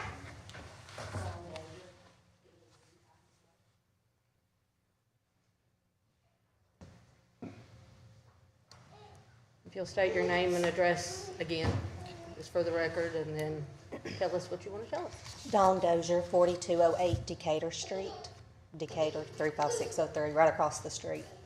For years, we've had police on our street. I've lived on that street since I was 6 years old. We've had ABI, we've had Morgan County Drug Task Force. We're used to having police over there. I'm not ashamed. I'm glad they're doing what they're doing. I just don't feel like it needs to be in a neighborhood. There is institution there, but it's across 31, and it's where Lurleen B. Wallace used to be. So it's not ever been in our neighborhood. This is a neighborhood. I have 4 teenage kids at home. 3 of them are girls. These right here, I get this, and they're already gone. I mean, these are going to be constantly rolling in and out of my mailbox with me with 3 teenage girls. What is that? It's a sex offender notice. I get there everywhere, but places like that in a neighborhood, they're definitely going to be more frequent. And they're constantly walking up and down our road. They're going to the dollar store, and I understand. But they're going down there and they're buying alcohol, and they're standing behind the fence and they're drinking it, and they're littering all over our neighborhood. My uncle, he's going to talk. He's a preacher. He has to clean it up behind him. I mean, it's just been a mess. I mean, between the ODN and the CSI and this, I just don't feel like it's a place for a neighborhood. I feel like it's a place that should be out in the country where they're not around kids. My brother, they own a house on that street. They've got 4 little ones, as you see. My uncle lives next door to me. They have grandkids from the age of 6 months all the way up to grown. They're in and out. Like I said, I've been there since 6 years old. And I'm not trying to down anybody. I like Weedy. I don't have any issues with it. I just don't feel like that's a proper place to be put in a neighborhood. I mean, it's making our value of our homes go down. Our kids are having to put up with stuff. We're having to watch our things. People, constantly walking around, in our yards and stuff like that. And I just, feel like it should be used for a different purpose as that. Like I said, I mean, Amen. there was, what we had heard, and I don't know if it's true, but there was like 3 that OD'd that day, and I know there were several that OD'd. I don't know how many died, but I'm pretty sure it was more than 1. And it's just, I mean, I don't think y'all would want it across the street from your house either. It's literally across the street from my house. Thank you. Thank you for your consideration. Thank you. Thank you. All right. Next, comments from the public? My name is Pastor Charles Killow, and I live at 4210 Decatur Street. And I just want to ask a question. Considering all that we've been seeing going on, and I'm all for, and I think God can change anybody. He changed me. He can do anything. But the things that we've been seeing are not anything Christ-like whatsoever, and I'm not trying to judge anybody, but we're seeing falling down with bottles in their hand, liquor bottles and things like that. I mean, and staring at her girls standing in the garage walking by. So I want to ask this, there's no control there at all. And I'm just being blunt, I'm not trying to be mean or anything, but there's no control, and our biggest concern is danger, is we don't feel safe in our own neighborhood with what's going on now. And so what I want to ask is, you know, the thing is if you guys allow this to pass, I just want you to think if something bad happens there, something happens to a child, or somebody gets drunk and kills somebody, I don't know, anything could happen when people are like this. And I believe God can change them, I really do. But this is way out of control. And we've got to do something. And I think if you pass this, it's really absolutely going to be on your heads if something happens. Amen. That's all I've got. Thank you. Thank you.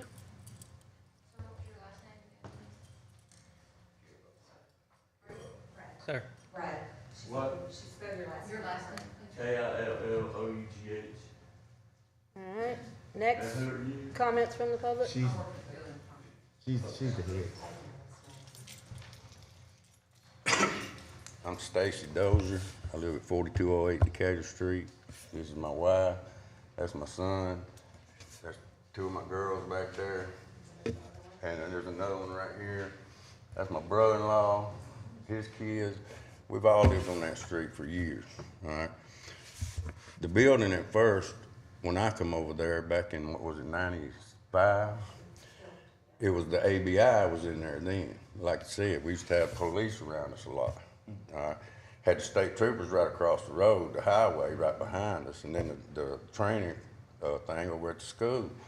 Like she said, we felt safe in that neighborhood. All right. And then after the ABI moves out, it wasn't long since the county owned the property. All right. Then the Morgan County Drug Task Force moves in there. All right. You know, we fine with all that, but then whatever this is they got going, man, it ain't what they making it out to be, I promise you. It ain't. It ain't. And like I said, nobody in the neighborhood feels safe. They just don't. And they just, I don't know, man. Like I said, I got girls, they're quadruplets. I got a boy and 3 girls. They're the first quads ever born in Decatur. I mean, I know I ain't supposed to talk for nobody else, but I got another good neighbor that lives there with us. His name's Calvin Mosley. I ain't supposed to talk for him, I'm sure, but if he could have been here, he would have been here. He was busy today. I talked to him right before I come. He don't want it, you know. He's been there for way longer than any of us, you know. I mean, it's good people on the neighborhood. I mean, all in that neighborhood is just good people, man. But like I said, when these guys come out of that dollar store, before, we even tried to come up here and get the dollar store not to build there, you know, years ago. Well, all we asked for was speed bumps on our road, because Decatur Street runs right behind the dollar store there. All right, goes right back up to the highway in front of the Flint Baptist Church and right in front of the state trooper's office.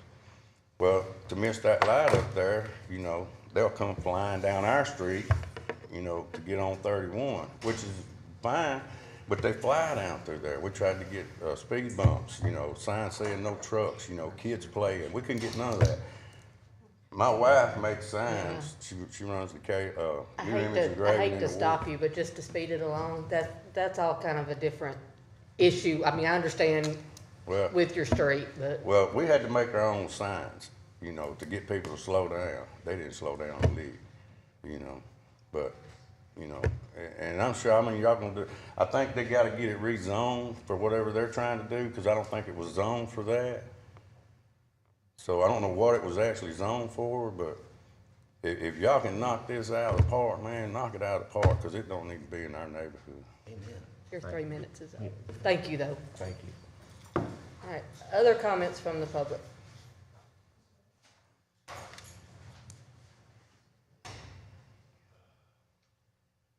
My name is Jeremy Fairbanks. I'm sorry. I'll operate the Reprieve. State your name and address again, please. Jeremy Rath Fairbanks, 8205 County Road 58, Moulton. I've been in that house since it was condemned.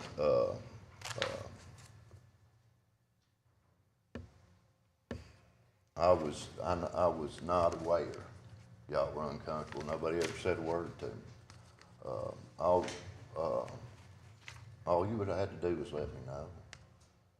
How can you not see it? How can you not see it? Well, I mean, Look, you need to just Okay. discuss with us, just so we don't get into a every big group time. discussion. Oh, I'm sorry, man. That's okay. I apologize to you. As far as the Dollar General goes, I too have been up there, and I told them anybody that lives there in my house to let me know when they're buying beer. I have literally thrown. I'd have to look back through my records. Numerous people out for going up there and getting beer. It's not something I tolerate. I cut it off immediately. I have seen homeless people now behind the Dollar General drinking.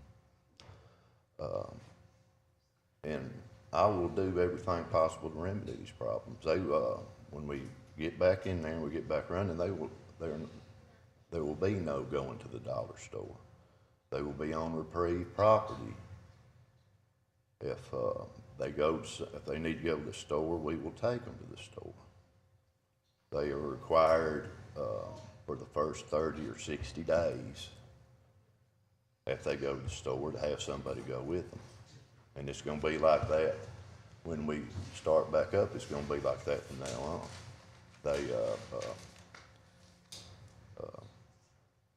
And I can understand why the neighbors wouldn't like us, but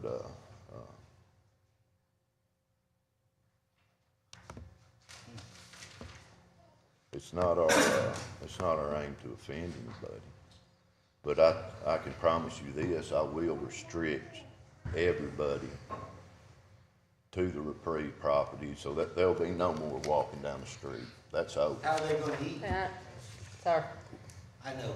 You'll get your know, chance They to- don't provide meals, but now. You'll they get can't your go chance get- to Yeah, speak all in just a right, all second. right. Just wanted to know, while he was up there to answer. You'll get your chance to speak in just a I'm second. sorry, ma'am. We have food at the house. They can prepare that. If they want to go to McDonald's, they want to go somewhere to eat, we have two house vehicles. We will take them there and then we'll come right back. It's, if they want to go get groceries, we will take them to the grocery store. But they will no longer be allowed to walk to the Dollar General. Like I said, I have thrown numerous Time's up, people out sorry. there. Your 3 minutes is up, but thank you for. Okay, I didn't know that. Oh, that's okay, I mean, that's, all right, any other comments from the public? I apologize for earlier. That's okay. This is the first meeting like this I've ever been to. State your name and address for the record, please. Steve Stevens with a PH, 4211 Decatur Street Southeast, next door to the Reprieve. I have an advantage where my neighbors are across the street. I'm next door to them. I'm blessed with a job where I work out of my house, so I'm home all day. I see millions of things that they don't. It hasn't been brought up yet, but this Dollar General is like less than a 2-minute walk from their front door to all the beer they can buy. It was mentioned that homeless people drink back there. Maybe they do. I'm not doubting that. But I know that the ones, it's been constant since it's opened. They talked about 3 to 6 months programs. There's different faces in there all the time. I doubt anybody, and I could be wrong, has made it past 2 months there. They've either left or got kicked out. But it's another batch, one right after another. About the drinking quickly, at the fence that was mentioned, one stands a lookout. They'll drink 8, 9, 10 cans of beer there. I already said behind the Dollar General, between the air conditioners, All of this, I'm telling you, is daily or almost daily, and it's not like I stare at the front door all day long. I mean, you know, it's just things I notice. The woods behind my house, there was a graphic up here. There's woods behind my house. I have seen guys walk across the little field, go back in there, they pick up rocks, whatever, and they take bottles out, you know, and drink back there.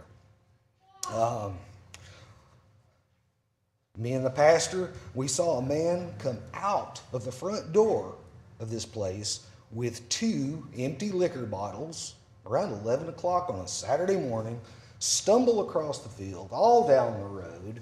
I tried to get some liquor from the Dollar General. They wouldn't sell it to him. Came back, whipped out his manhood and took a leak, and then went back inside. And it wasn't 10, 15 minutes later, you know, the management, you know, a bunch of cars, you know, I know management came. I know my 3 minutes is getting close, but we got pages here and I'm going to go as fast as I can. 4 a.m., I woke up in the middle of the night. I smoked, but not in my house. I went outside and there is a guy standing there staring at their house in the middle of the road, dark, 4 a.m. So I open the door and I step out and I clear my throat. He turns around and he goes, I'm not going to hurt you, man. I just like to get out early in the morning for a walk. And then he just turns around and he walks right back into that building. I mean, that's freaky. That's weird. That's not something you just say. It's the first thing out of your mouth. Somebody is, I'm not going to hurt you, man. But anyway, moving right along, cars pull in and out after 11 p.m. I'm sorry, but after 11 p.m. to 1 a.m., cars will pull in the street with the lights Your off. time's up, though. Don't No, worry about it. we've heard We- you. we've heard We've heard you, don't. You are okay. It's not a matter of if something bad's going to happen. It's a matter there of when it's going to Other happen. comments from the public?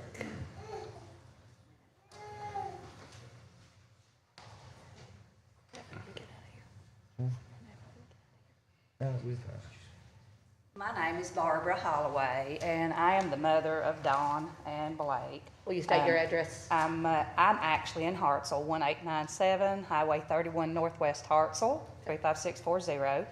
But I frequent my daughter's house often, and when my son still lived there, he has property there that his mother-in-law and father-in-law, my daughter-in-law's mom and them lived there. And their babies do go and stay there a lot, spend the night with them, and you know, it's an issue with kids mainly. And with my grandbabies, the girls and even Ty, you know, it's just, and my concern is being kids around there, and like Steve was saying with the unruliness. In my opinion, I didn't even think anybody was there controlling the place or controlling the people. I'm not saying it wasn't, but it didn't seem to be. Because, and I witnessed the same thing that they did, them walk into the store all the time. And there was like cars in and out of there all the time, like they were partying all the time, you know. And like I'm saying, I do live in Hartselle, and I'm along with Brad. He's my brother-in-law, Brad Killow, the preacher. I'm with him. I do think that is something that needs to be, if it's controlled with somebody there at all times, making sure that the stuff that's going on doesn't go on, you know. And, you know, I for one, I'm a person that I also said, in my opinion, that it really didn't need to be in a residential area, but since the building's there and it's always been used as some sort of financial facility like that or whatever, you know, I can understand that. And I understand Whitty, you know, his wife trying to rent the place out. I understand that. And like I say, in my opinion, if it was in a controlled atmosphere with somebody there doing like he said that he was going to do, make sure somebody's there controlling them all the time, like their 2-year-old kids, and taking them to the store and back, and, you know, making sure that they do what they need to do, it would be different. If it had been controlled, in my opinion, we would have never really known that they were there per se, you know, other than just seeing people come and go, maybe. But it is an issue when it's that kind of things going on with children around, you know.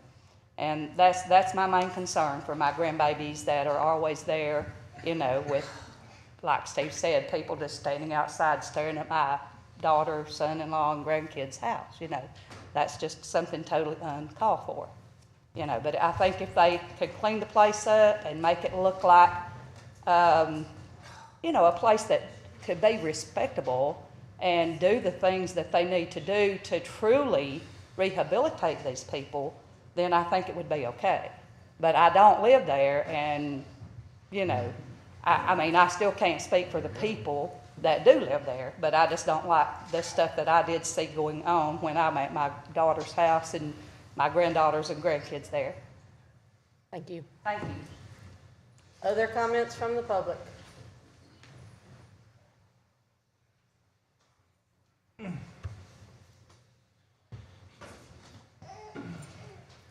My name is Blake Holloway. I live at 7363 Danville Road, Hartselle, Alabama. My previous address was 4212 Decatur Street, and I own 4214 Decatur Street, as they said earlier. In the years that I lived at 4212 Decatur Street, until they came here, like everybody said, I felt safe and secure. My kids could, you know, run and play. They had free range, but after the reprieve came in, there was a sense of unease. You know, I didn't feel secure living there, and that's one of the reasons that we started looking for another place to stay. You know, we needed more size, of course. I got 4 kids, and the 0.1 acres not very large for that amount of kids, so had to move anyways. But that was one of the stepping stones of getting us on out of there, because, you know, I'm not going to have my kids around stuff like that. But the Willinghams, the Lanstills, the Mosleys have been at that place since the 50s. It's always been a family neighborhood. My dad bought the 4212 property before I was born, started living there. Bought the place at 4208. That's where I was born and raised, in a trailer there. And, you know, the 29 years of my existence has been somewhere around that road. And with that place there, like she said, the unmanagement is, it's not good. I don't see how it could be managed any better, because there was zero management whatsoever. So just him saying that he's going to change, yeah, people say that they're going to change, just like the people that was in there said they was going to change, but yet they continued to drink and do things, you know, promises or nothing. So I feel that, you know, the family needs to stay on the street, not everybody and the brother. Thank you. Other comments from the public? I get a chance for round 2, I'm stuck to just 3 minutes. I believe you are limited to 3 minutes. I know others did. At your discretion, if you want to allow additional time for them, that's open. I mean, their attorney got like 25 minutes. You got 25 minutes. State your name and address, sir. I'm Robert Smith. I live at 3707 Nietzsche's Court in Decatur. I was born on Bank Street in the hospital over there. I've been a resident of Decatur all my life. I've been a member of Central Baptist Church about all my life. My mom and daddy started carrying me there when I was 5 years old. The reason that I am here today is because in December, the 1st of December, pastor at Central Baptist Church asked me if I would teach a Sunday school class for a group of men that were in a halfway house down near Flint. And I agreed to do that. So that was the first time I even knew there was a house down there. Jeremy Fairbanks, who is the director of the program, makes a requirement. A lot of people in our church say, well, how did you get so many people? They must really like your class. No, Jeremy requires them to come to Sunday school. So they come as a group, and they've been really accepted within our church. And people feel very comfortable with them in the church. Now, I haven't been over there all the time. Hadn't been over there but just these last few months. But I go unannounced. I've never called over there and said, "Can I come over?" I just show up. Sometimes I show up at night, late in the afternoon. Sometimes I show up in the morning, sometimes on Saturday morning. Various times I've shown up. Have I ever seen anybody drinking out there? One time. One time. I was with Jeremy when the eviction notice came out. And he came immediately up to see Whitty and to the city. And I stayed with the men. They were destroyed.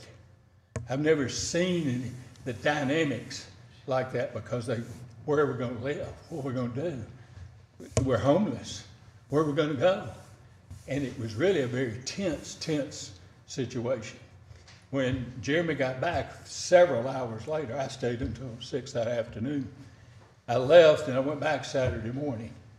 And one of the men said, "I went and bought beer last night." And he stood there, he had 3 or 4 beers and poured them out. He said, "When I saw you drive up, I decided I'd pour them out." So I know that there was drinking that night. And it's the only time I ever saw any alcohol on the premises. Was that the only time? I can only tell you what I saw when I was there. I never saw any. One of the things that bothered me when I got involved with the group was I would say, "Jeremy, where is so-and-so? They're not here this morning." Kicked them out. Broke the rules. I kicked them out. Your 3 minutes Thank you. is up. Thank you. But I appreciate the opportunity of speaking. Thank you. All right. Any other comments from the public? We have an opportunity to rebut. I don't think so. I don't think so at this time. I think we we've heard need to enough wrap from this up for everybody. the sake of the other people that are on the agenda. Yes. My name is Daryl Yaden.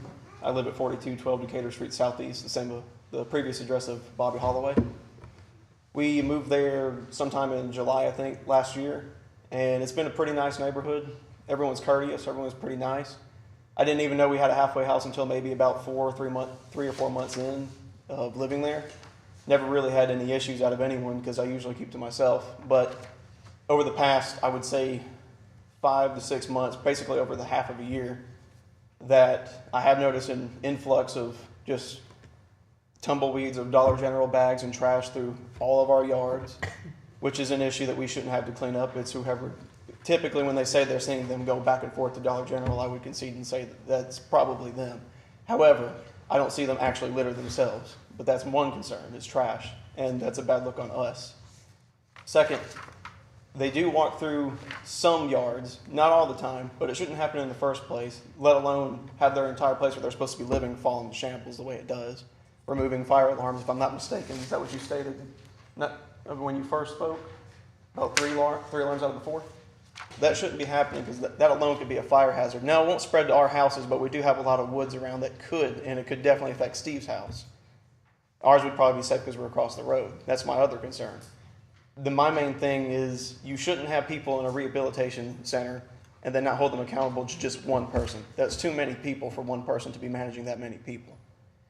And if you keep letting things slide and keep letting things happen and you don't keep them under close monitoring, then things are just going to keep starting over and they're going to relapse or something else bad could happen for them. I'm concerned for everyone in this situation since I'm probably a third party considered. I'm not related to anyone on that road and no one in that rehabilitation center. So I'm just a general person living on the street with my domestic partner, Amari, and that's just our concern. We don't like the garbage. We don't like the walkers through our yards. We don't like anything like that, but we also wish the best for everyone. And whatever works, works. But so far, we're seeing that the rehabilitation center is not working optimally, and we would prefer it to be somewhere else remote, not on our street. That's it. Thank you. Thank you. Any other comments from the public? I don't think we're going to do that. I think we've given everybody that wants to speak a chance to speak. Do we have any comments from the building department? I'm going to defer to Tom.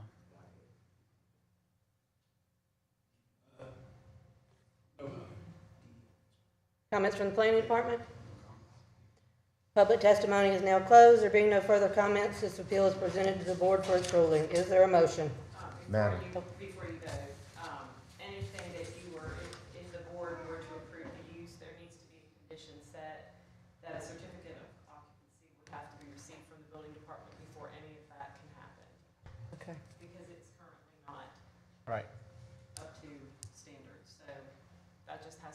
condition to anything that you all vote on. All right. I was gonna say that I have noticed an increase in The- the trash. I'm sorry, but public testimony is closed. And, but the trash is. Public they're testimony is building closed. They're building a used car lot across the street. Is there a motion? I hate to be rude and cut you off, but everybody's been given a chance to speak. That's where the trash is coming from. Is there a motion? Madam Chair? Madam Chair? I offer motion to reject the ruling, the request from. No, you have to make a motion. Oh, I thought I And then we did. vote. I thought I made a motion to reject I was reading to reject the application from Pine Island Partners. I'm offering a motion to reject. All right, legal counsel, do we make the motion In a negative. Your motions are made in the affirmative and then. Oh, okay. and then we And then vote we vote in the no. negative? So if you will make a okay. motion in the affirmative, including, To consider the appeal. yes, to consider the appeal, and then we will vote. I have a hard time saying that part about approval. Well, I'll Okay. make a motion that we consider the appeal as presented today. With the contingencies. As presented today. Okay. Is there a second? I guess a second so we can vote. Please call the roll. Stephen Thomas, No. Delane Dean, No. Brad Townsend, No. Larry Way, No. Gio Allen. One problem. You approve. You want them to move into All their. right. Okay, then we didn't It did not pass. All right. Next case. Moving on to the next case. You guys are all welcome to stay, or y'all can leave. Do they understand what happened? Yes. Okay. It was denied. It was denied. They're no longer gonna operate. Thank you all. Now I don't feel so bad about telling you the other 50 things. All right. If y'all will take y'all's discussions out so we can keep going. Hit your gavel. Oh, I've never gotten to do this. That was cool. All right, please call the next case. Just talk loudly over all the hubbub. All right. Case number 3, application appeal of Frank David for use permitted on appeal section 2511 of the zoning ordinance to produce freshly roasted coffee beans and sell coffee beans at the location at 3030 Modus Road Southwest, property located in the B2 General Business District. Good afternoon. My name is David Frank. My residence is 1254 Excalibur Drive, Southwest Decatur, Alabama 35603. I'm making a request to open a coffee roastery at the site at 3030 Modus Road. It's currently listed as a restaurant space, and I'm making an appeal to be able to sell coffee beans as a retail establishment, in addition to hoping to open as a coffee shop as well.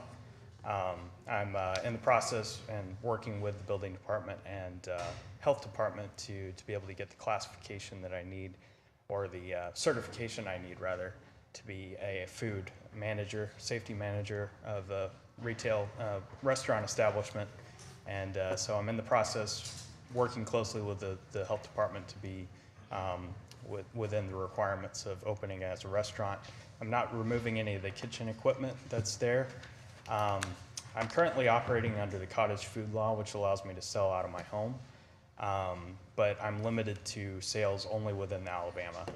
I am able to sell online, but it has to be delivered within the state. So I'm seeking to expand my business, and the only way to do that is to operate within a commercial kitchen environment. So that's why I started renting this space.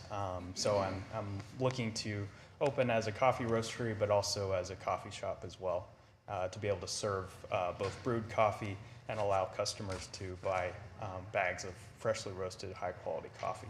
But in the interim, if I understand right, you're gonna manufacture the coffee and have it for retail Yes, ma'am. use? Okay. And I also plan to have brewed coffee just to start out with, Okay. but I will be working with the health department to make sure that I have the required food permit for that. All right, questions from the board? So in a nutshell, you're gonna manufacture by roasting coffee beans, package them, sell them both in the store as well as online, and also at some point serve freshly brewed, tasty coffee to the public. That's the plan. Thank you. Okay. Uh, Simple enough. Mr. Frank, you shared that you rent the place. So are you not the property owner? I'm not the property owner, no. I signed the lease for, at the start of April. So I'm working with Neil Holland, who is the owner, and allowed me to rent the space for this purpose. Doesn't matter. Do we need to change the application to reflect the owner? Got him down as owner. Yeah, he's the owner of his house, Excalibur Drive. But the appeal. Yeah, the address. Oh, the address for appeal is Right. is the property he's at, so I think we're okay. But if Mr. Holland, I think is the name you said, but if Mr. Holland does not want his property to be, Oh, no, he does. we're not, what are we doing? He does. He does. He does. He does? Yes. We don't have a discussion. He Okay. signed the lease. He leased it to him He's with leasing the it. knowledge. He's leasing it, and he's got the, But he's leasing it, but our thing was, my thing, not ours, I won't speak for me, was he leased it, and now that he understands this right here, we are now changing, this is just a use on appeal. It will still be whatever Mr. Holland had, B2, we just allow him to do that, okay? I understand, I am now fine. Any other questions from the board? No questions. Comments from the public? Thank you. Comments from the building department? no comment. Comments from the planning department? Public testimony is now closed. There being no further comments, this appeal is presented to the board for its ruling. Is there a motion? Motion to approve. Is there a second? Second? Please call the roll. Lane Dean. Yes. Brad Townsend. Yes. Larry Way. Yes. Gil Allen. Steve Thomas. Yes. You have been approved. Thank you. I don't even like Please call the next case. Application and appeal of Pearline Jones for termination of use permitted on appeal section 2512.1 of the zoning ordinance to have a mobile home park located at 4705 Joe Davis Drive Southeast. Property is located in the AG1 Agricultural District. Jones? Mr. Jones.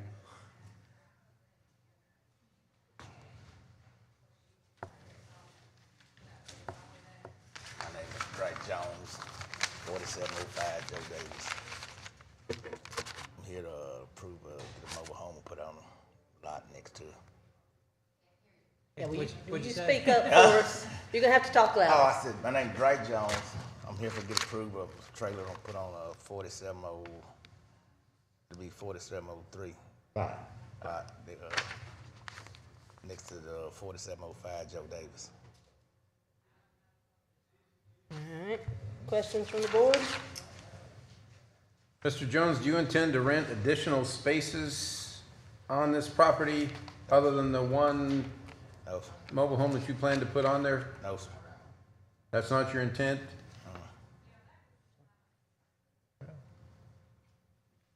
Any other questions from the board? Comments from the public?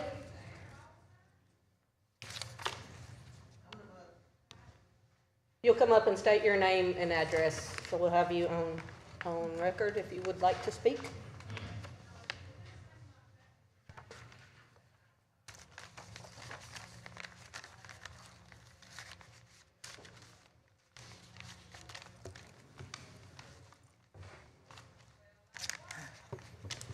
Tell him your name. And my name is Pearline Jones. Address. And your address, Ms. Jones? 4705 Joe Davis Drive, Decatur, Alabama. And I own this property in there. Amen. And I wanted to give him a share to put my trailer on it, to put his trailer on it. I own that property there, not, 2 lots in there, in there at Bakerman, and I want him to put a trailer on the lot next to me because I got over to take care of me. Amen. Nice name, but add him when you. So the same question Mr. Way asked, it's not your intent to put in multiple trailers on that property? Ma'am? Is it your intent to put multiple trailers on that property or just the one? It means that you're not Many gonna put, trailers are just it means you're not gonna put No more, no ma'am, just the Okay. one, just that one. All right. Good. All right, any other comments from the public? Comments from the building department? Maybe more of a discussion with planning and Tom. Now, in the past, when we've granted these in the ag district, and they're not in RMH, typically, we've required them to meet that RMH district requirements of how they're supposed to place the trailer on the lot, you know, with the skirt or the, you know, be permanent foundation going all the way around the whole. We've required that in the past. I don't know whether y'all discussed or whether that's something that y'all are willing to. It will need to be subject to any building requirements that we have for any other trailer that's. Well, that's just it. There's not another like, if So somebody just typically puts in a trailer park, there's not necessarily that requirement. Or the only thing, just if we've only done a couple of these that we've pushed into AG ones, you know, where somebody wanted the trailer individually on a lot, or maybe replaced the trailer that was there. Typically, that's what happened, is there was a trailer there, it was taken off, it was gone for a period of time, and they came back and asked to put one on. And we've done this, but in the past, we've made them meet the MH requirements. The state of Alabama requires a licensed mobile home installer move it. They have a prescriptive way of how it appears underneath the manufactured house. What we're going to ask for, what we're discussing here, is a masonry skirt instead of vinyl siding or something like that. The neighbor across the street, I think. They're gonna do all that. Masonry. They're gonna put all that on there. Masonry. Now they putting skirt to it. now they putting underpinning in it. Yeah, no, When that'll be in addition to the underpinning and the piering and everything. Yeah, they're gonna. You'll also be required to, have a masonry skirt, or solid masonry skirt around it, instead of the typical, vinyl that you see sometimes on them. That's what we require of our manufactured homes, when they're installed in the city. That's our standard that we require. you know where Ryan Drive is? Right up the road, on the other side of the training center, that little neighborhood that's kind of behind the Dodge place. Yeah, I know. You know that little short neighborhood there? Yeah. Those first on that one street there, that's where we started RMH. And all those trailers, well, they don't look like trailers, they look like homes, because they've got brick foundations that go around, the trailer sits on top of it. That's what we're after. If we're gonna have a home, a manufactured home, there, that's what we want them to look like in the city of Decatur, if they're placed in the city of Decatur. So if you want to, go by, take a look at that, and then. Is that the same thing as those other houses that we looked at before the pre-meeting? Oh, no. Now, some of those homes, those trailers that are over there, currently on Joe Davis, have been there for years. They predate the zoning. But I thought you all said there was no requirement to do that.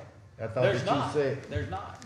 So if there's no requirement to do that, so There's we're not a now. requirement for somebody that's been there for longer than this zoning ordinance has been in place. Those trailers were there before the zoning was there. Okay. Those trailers predate. Well, actually, Yeah, but actually, those trailers that are in that big group there, they're not in, they're in the county. And There's no zoning Yes. requirements. So those trailers just to the north of this property are outside the city limits okay. and don't have any of these requirements on them. Okay, but what you all are asking is that because the property is within the city limits, Right. then that they meet just whatever the limits are in Decatur city limits, is what you're saying. You're not adding something to them. It's what we require if mobile homes are installed in the city of Decatur. These are the standards that they must meet.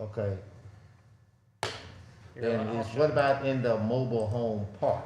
So those mobile home parks that we have, I don't see those as having bricks around them, cause see, this application.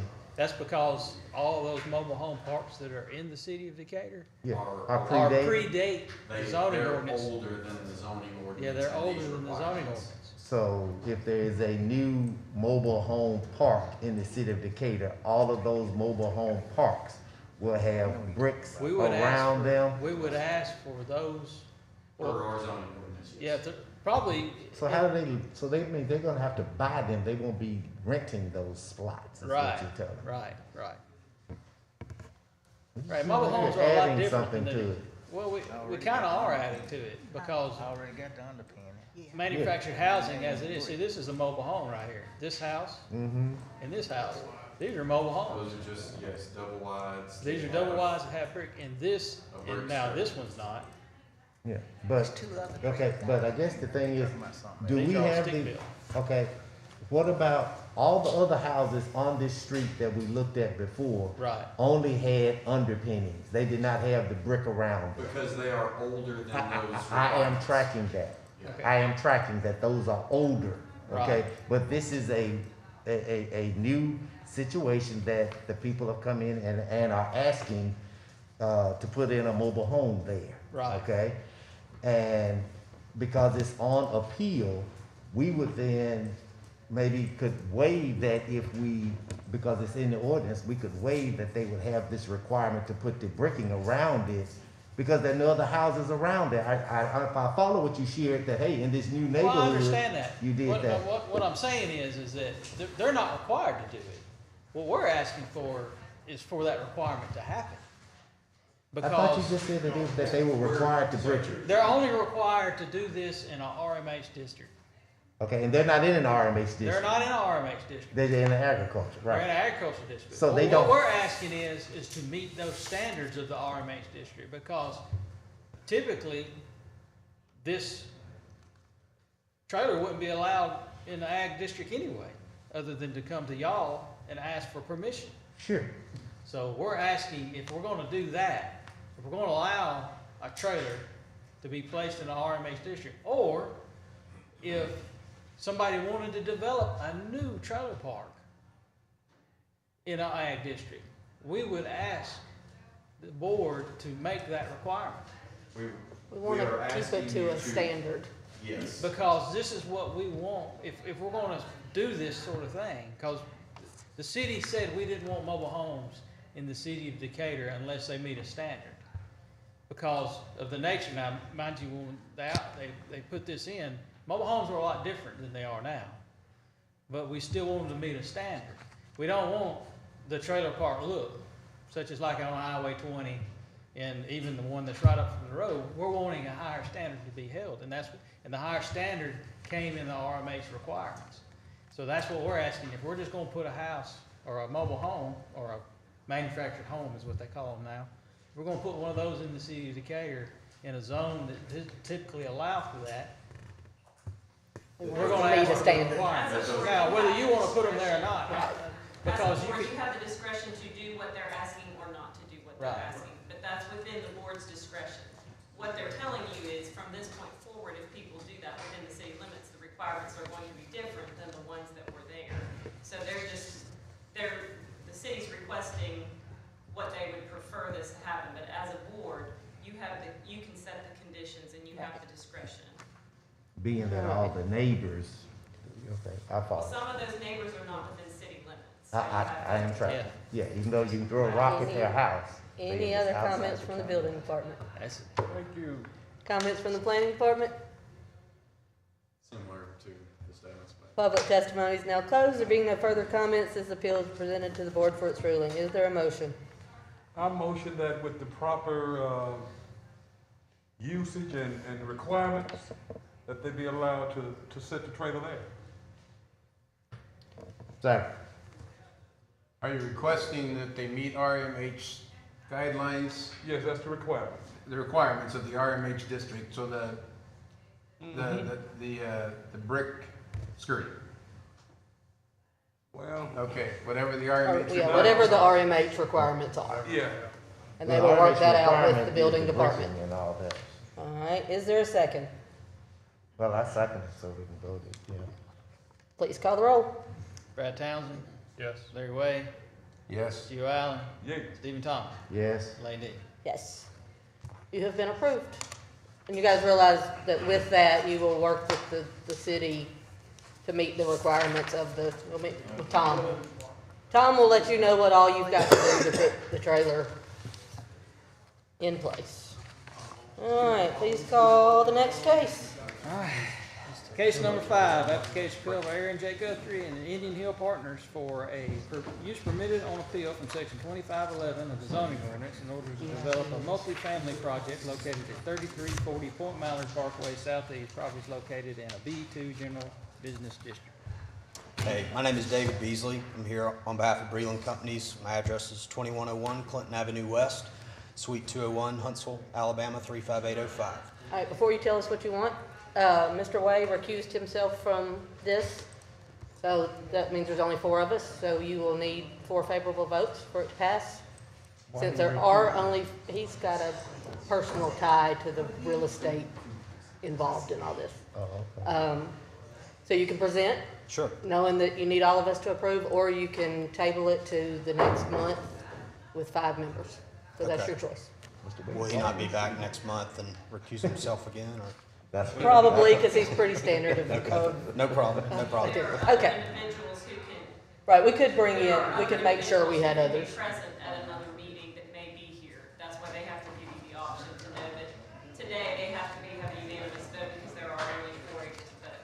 Understood. So if you table it to the next meeting, there may be more individuals who can vote. Understood. Well, we're here. We'll go ahead and Okay. present. You've been thank here a long you. time. Happy to be here. I represent Breland Companies. We're under contract to buy the subject property. Mr. Jeff Parker here and his son Jackson are the real estate agents for Mr. Guthrie and his company, Indian Hills Partners. I brought some site plans here that show what we would like to do on the property. May I approach? Yes. Thank you.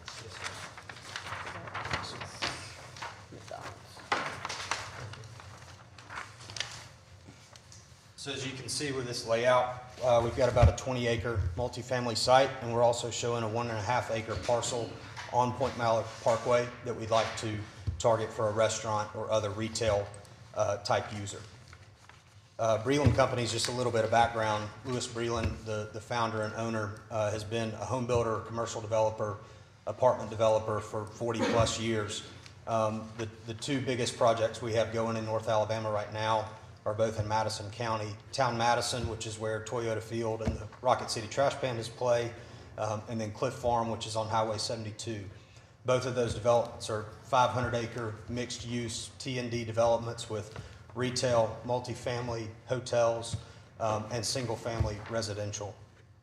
This site, we feel like, is a fantastic site for multifamily use, given the interstate visibility and the access that's there. We feel like it's the highest and best use for the property, and the seller, Mr. Guthrie, supports that. I've also brought with me some representative elevations of plans that we're building right now at Town Madison. Thank you. Yes, sir. Are y'all building the ones right there by the interstate? Those are a different group. There's actually 2 that are underway. I'm not sure which side of the road or how close to Zert Road you're talking about. But we are building some. These are actually behind ones that are, you know where the Hilton Garden Inn and Twice Daily and all that are, closer to the Wall Triana exit.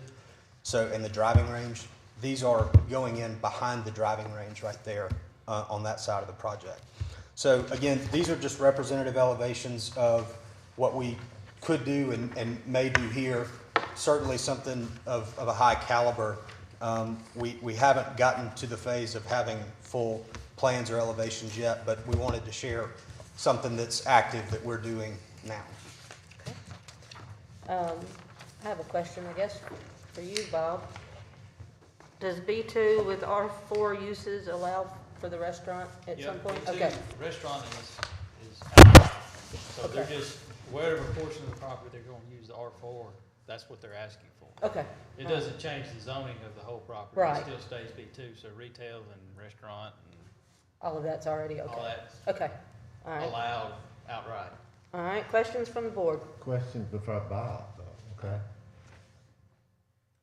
If we allow the multi-use building and stuff like that, for the people that live there, will they, and let's say that they are purchasing, right now it's multifamily, and in my opinion, it may become townhomes, and someone buys a townhome. Is the townhome then in a quote B2 zone, or is it in an R4 zone? Well, they're not townhomes. They're straight apartments. Townhomes are different. Okay, so this could be straight, just straight apartments. Townhomes aren't in R4s. Okay, So they couldn't be there anyway. okay, But fine. his is just gonna be apartments. So these are just apartments, and so therefore they will not own it, it will still belong to Now, the how they set up their, situation. whether they rent, they lease, however they do that, I don't know. It's a multifamily, meaning it'll be all one building. There's no issue with them being, in a B2 zone, okay, is what you're sharing? No, no, Okay. And I can provide additional color as well. We would propose that the apartment project would be on a single lot, so it would not be subdivided into townhome lots or condominiums or anything that could be sold. It would be owned by a single owner and then just rented, just like an apartment project. It may be one connected building, or it might end up like these being a few larger separate buildings, but they would all be on the same lot, owned by the same owner, Okay. not sold separately. Okay, these were looking so nice, I thought that they were individual townhouses and things like that. But Yes, sir. those would be some beautiful apartments. Yes, sir. Okay? These are 6-unit and 8-unit, 2-story buildings. They have drive-under garages in some of the buildings. Yeah, like I said, looks very nice. Yes, sir. Thank Okay. you. Any other questions from the board? No questions. Comments from the public? Yes, ma'am. If you'll come up and state your name and address.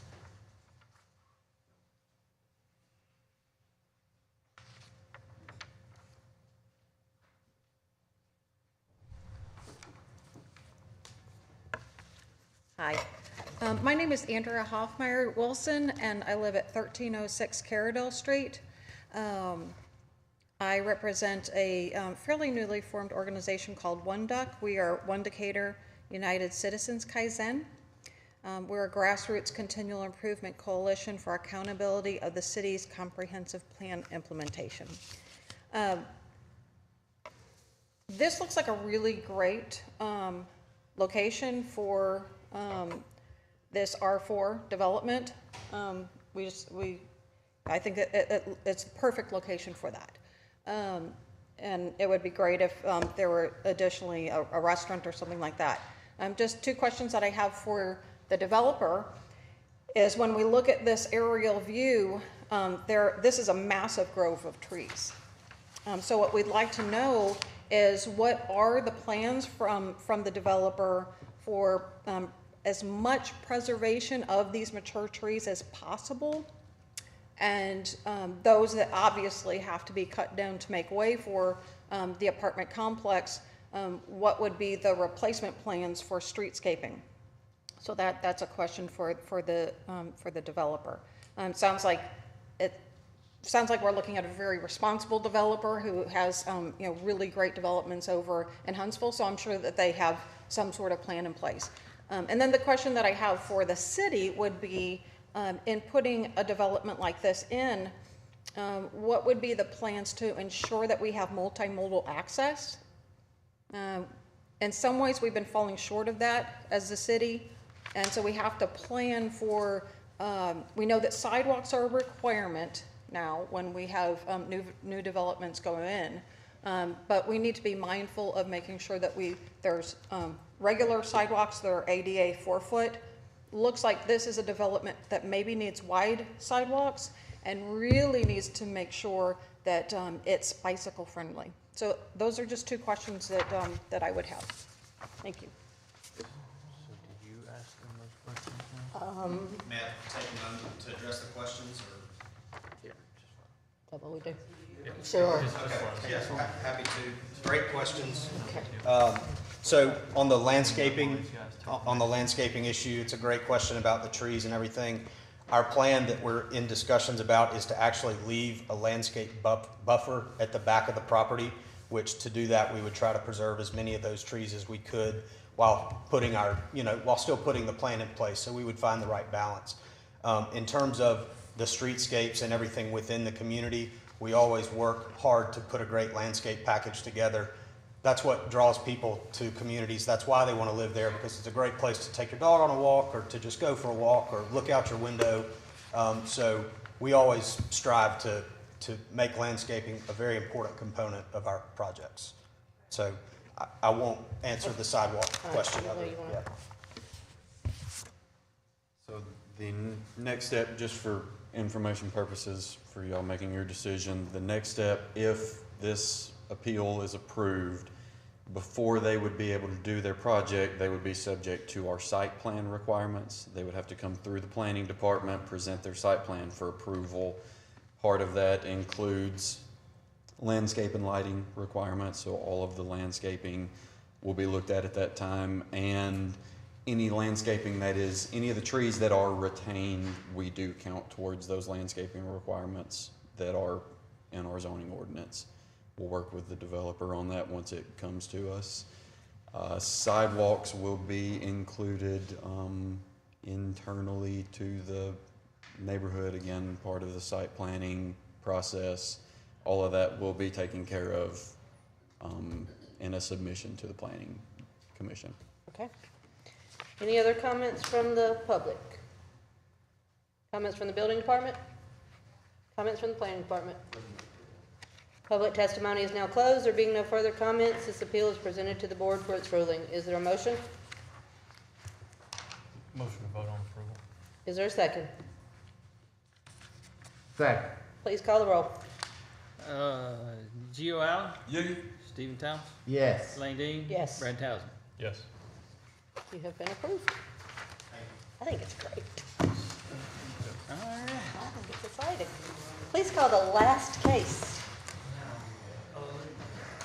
Application appeal of Tri-Land LLC from section 2516F, the zoning ordinance for a 5-space parking. Thank y'all for sitting variance. through all of that. Reduction located at 1104 Beltline Road Southeast, property located in M1A, commercial zoning district. Hey, it's our friend. Anybody here for that? I didn't know he was trying. Need a new place to live. Yeah, might want to. He's the architect. Oh, okay. I I thought am, we've seen him so many times. I am Blake McAnally with Purite McAnally, 310 8th Avenue Northeast, representing Tri-Land Properties in this request. I think you all may have a drawing that you can bring up, or I've got one here I can share. This is a request for a reduction of 5 parking spaces that are required for a potential restaurant that we would want to put on the property that's here between where the Olive Garden is now and the Verizon store on the Beltline. It's M1A. The restaurant requires 75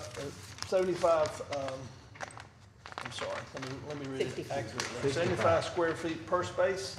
So 65 spaces required. The restaurant that we're considering here has indoor and outdoor patio seating. All of that has been taken into the account. It has a unique feature in that it has a double drive-through lane also. So the ordinance allows for us to count the drive-through spaces also in the parking. What that provides is 65 spaces are required. There's room for 46 on the property, 14 in the drive-through lanes, totaling 60. Thus, we're 5 short. We're asking for a variance of those 5. Now, the owner also owns property immediately adjacent and across Brook Street. So this is the tract we're talking about. The same owner owns this property here, this area right here. We're proposing, and we have in a plan here where we can put 15 additional spaces over there. Because it is off-site, the ordinance does not allow those to be included in the count, but they can be dedicated and set aside for employees of the restaurant, which would give us something on the order of 75, putting us about 10 over what we would actually need per the ordinance. And I'm happy to answer any questions should you have them. All right. Questions from the board? No question. But I have one. Sorry. Mr. McAnally. Yes. Your restaurant, and when you shared that they would have outdoor patio, okay, I kind of understood that because it made me think of like the way that Panda Express is, because they have outdoor patio. But then when you said double drive-through, then I was trying to think of what kind of restaurant's gonna be there or whatever. I'm not at liberty to say Yeah, right okay, now. yeah, But it's, I but mean, it can be it's not done. uncommon, it's very much like what you have at Whataburger. Okay. There's 2 lanes in the drive-through. And the ordinance Now allows I for have a those. picture, that's what I needed to Okay. see. And an outside patio. Yeah, but that's what I needed, You've thank got you. an outside seating. All right, any other questions from the board? Comments from the public? Comments from the building department? Comments from the planning department? Public testimony is now closed. There being no further comments, this appeal is presented to the board for its ruling. Is there a motion? Make a motion we approve as presented in public testimony today. Is there a second? Second. Please call the roll. Larry Wade, Yes. Joe Allen, Stephen Thomas, Yes. Lane Dean, Yes. Brad Townsend. Yes. You have been approved. He kept his stuff. I motion we get out of here. I say we have a motion to adjourn. All All in in favor? favor, say aye. Y'all are into my taco too, guys.